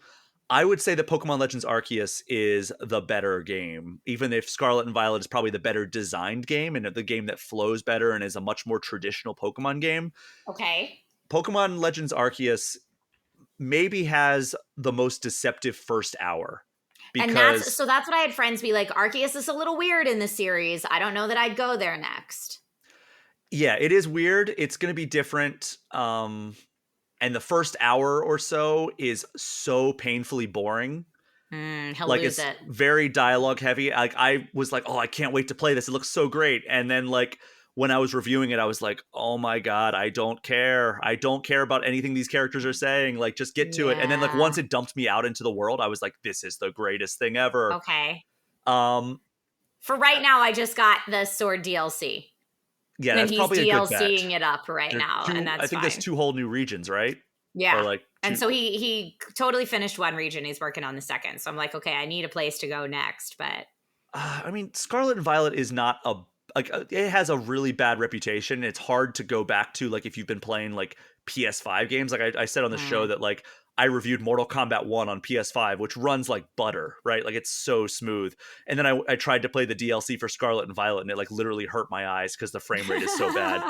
So I never got through it. But like I had a blast with that. Like people give me so much crap because I gave it an 8.25 out of 10 when like it really does have terrible performance. But like the underlying game itself is so good and so well okay. made. As long as he doesn't care about like, oh, the frame rate is dipping. Like I No, remember when I was a kid, I didn't care. he does not care about that at all. Like to feed the turn-based itch, when Super Mario RPG just recently came out, I was like, okay, great. This is where we're gonna go next. Yeah, I So mean, we did RPG.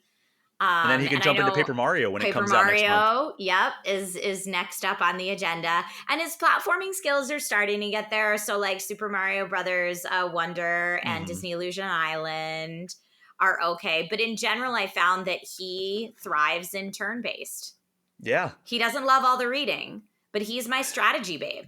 Like he'll memorize all the Pokemon types and which type has advantage against this type, and yeah, he's my turn based guy. I was so into Pokemon when I was like maybe a little bit older than him. I knew I mean, there was only 151 Pokemon at that point, but I knew all of the Pokemon numbers, not just the names.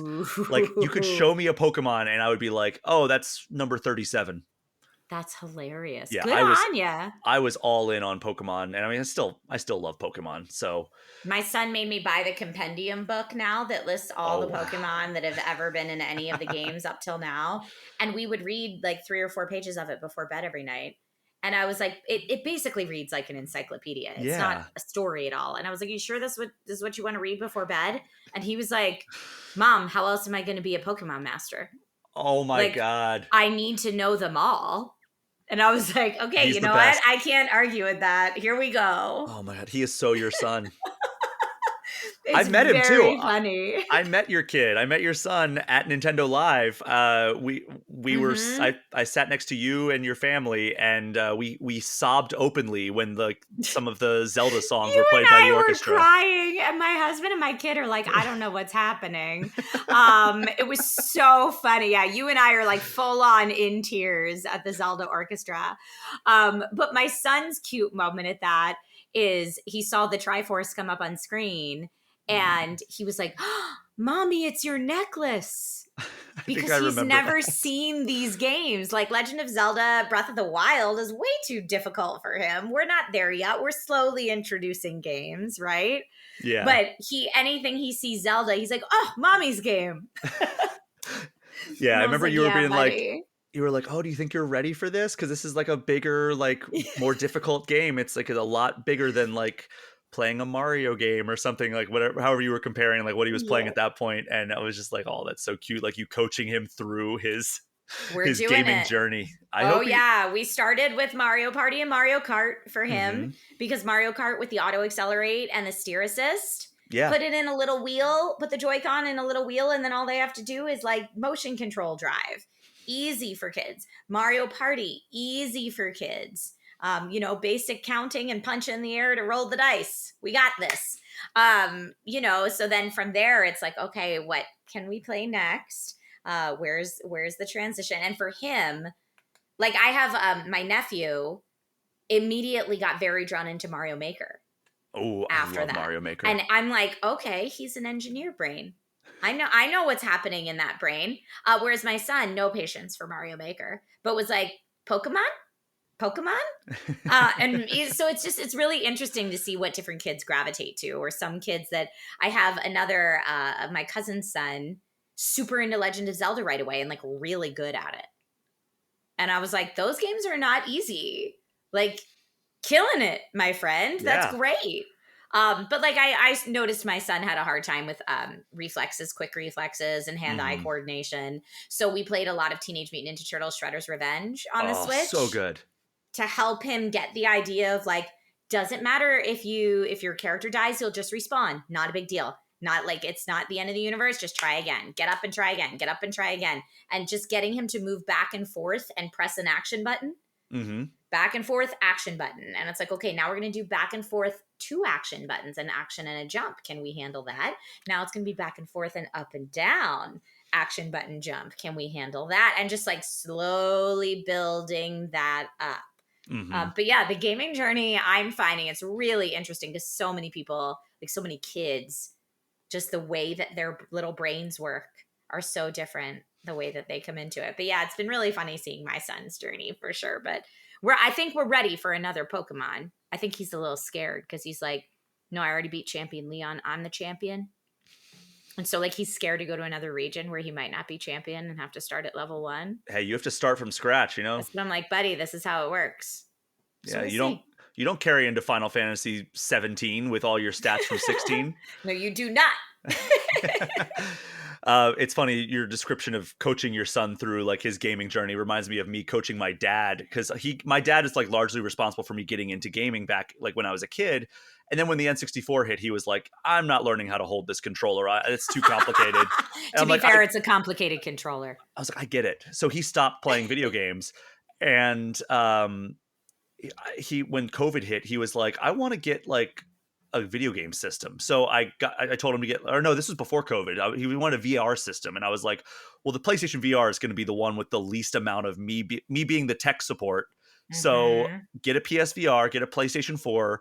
You'll be great. And then my dad, like, it came with Uncharted 4, so he's playing that. I got him Overwatch, so we played that, but like it was hilarious because he doesn't know how to use both sticks at the same Aww. time. So he would just run into the middle of a fight, stand in the middle of everybody shooting at each other, stay completely stationary, and then look where he wanted to shoot. And then it That was very, very fun. Don't worry about it, Dad. I'm still like that with shooters.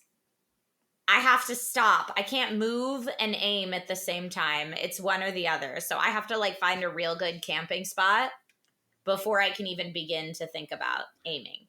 He's been trying to get through God of War 2018 for about 4 years now. I've been coaching him through that when I can. That game's so good. It's unbelievable. But we are going to take our final break here, Trisha. And when we return, we'll be doing definitive ranking and getting your eShop gem of the week. We will be right back.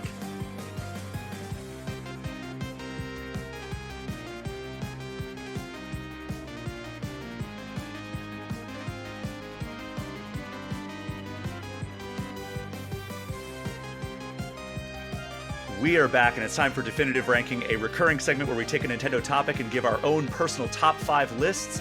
Since we spent today's main segment talking about the history of the Virtual Console and Nintendo Switch Online, Trisha, I want to get your top 5 classic games playable on Switch through Switch Online. So start at 5, count it down to 1, give me a quick sentence or two about each. Oh my goodness. I'm going to get razzed online for this so hard. But this list has changed in my mind at least 3 times since we just started talking today, Brian, just through the course of this episode, because I can't make up my mind and I'm very fickle. But I wanted to pick a list that didn't have any of the majors on it. So I intentionally didn't choose any Mario or Zelda games. So we'll We know have they're very good. little overlap then. Okay, good. We know they're good. We know they're good. You can go find them. I was trying to think of like games that maybe people haven't discovered yet. Ooh, okay. Some If you have Nintendo Switch Nintendo Switch Online Online, gems.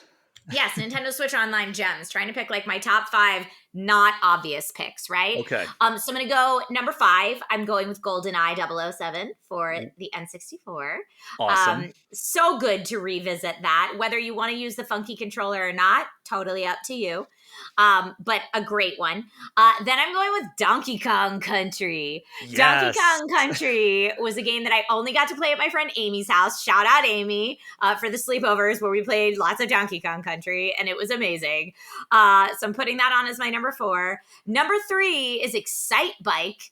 Because I still have a good time running some Excite Bike. I don't care who you are. That's a fun game. And it's not super easy. So put some hours in and get good, friends. That's Excite Bike. Kirby's Adventure is my number 2. Because we still love Kirby to this day. And it's because of that game. Go back and Kirby's Adventure it up. So fun. And then my number 1, and this is going to be my weirdest pick of all for my number 1.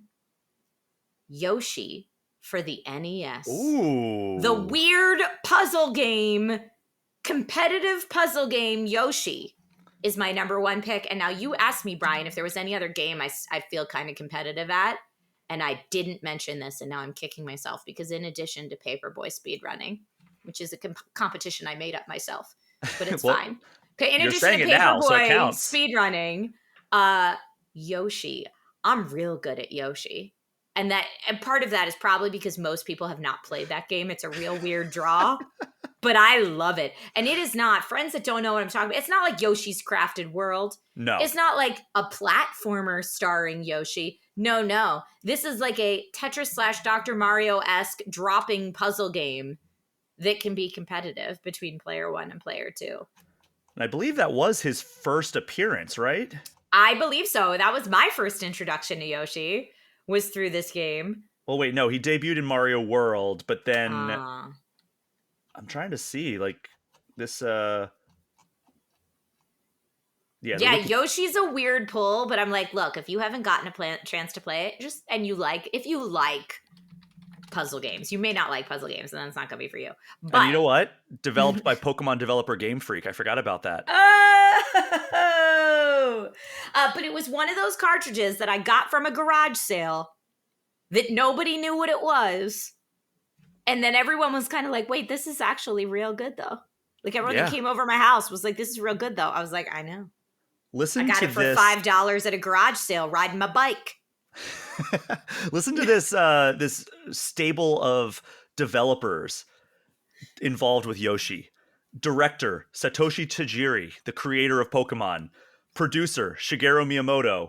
Producer Tsunekazu Ishihara, the president of Pokemon Company. I mean, obviously all these are in the future.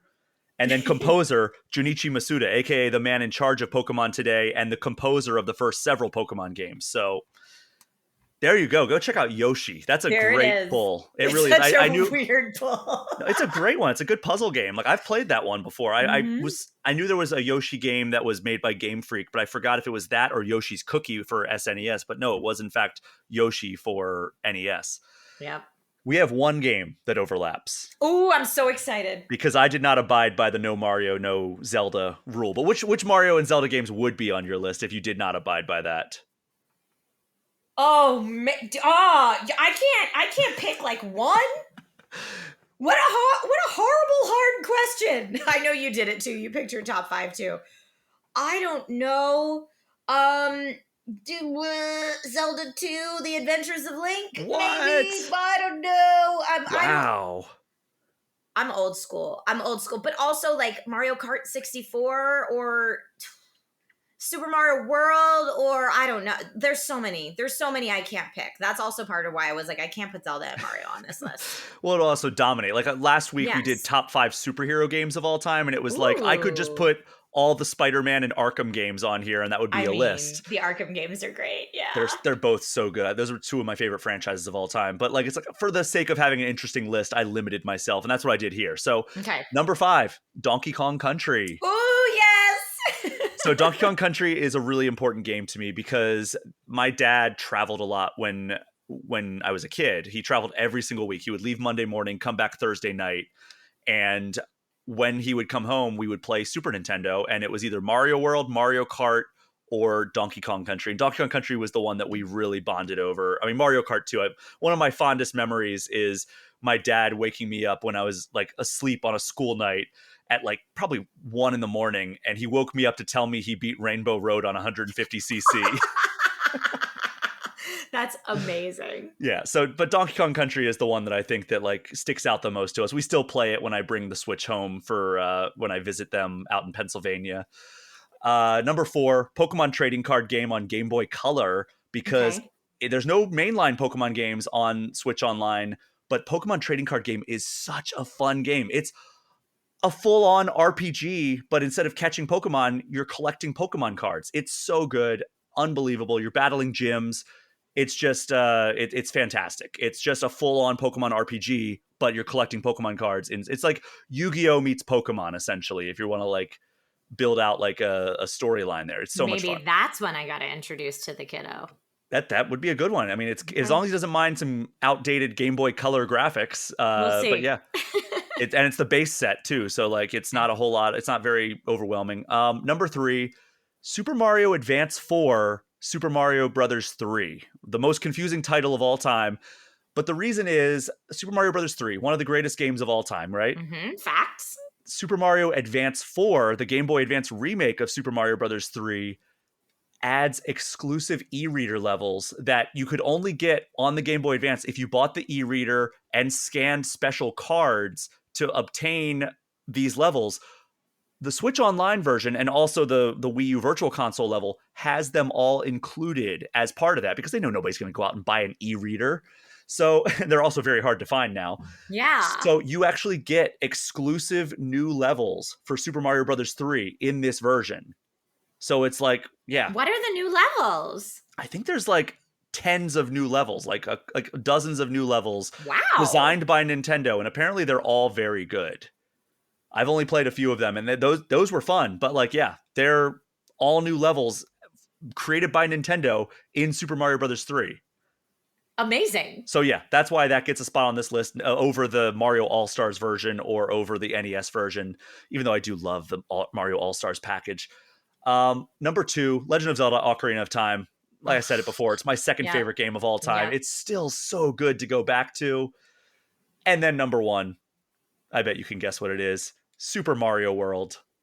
It's just my favorite platformer of all time. I've said it so many times. So good. But it's one of those games where you can just fire it up and you're immediately having fun. If Yep. I'm on a Yep. plane and I want to play something simple, I fire that up on my Switch. Yep. And it's so good. It controls amazingly to this day. I think it's truly one of the most perfect games ever created. And it's a game that I still go back to when I'm just like craving something to play. That's what I play. Now you're inspiring me to introduce that game to my son. Hey, I bet he would That could have a be great time. fun. That was the first Nintendo game I ever owned. I got that with my Super Nintendo under the Aww. Christmas tree. I guess it was behind the couch. It was like a Christmas Story style, like Red Ryder BB gun, only it was a Super Nintendo instead of a gun.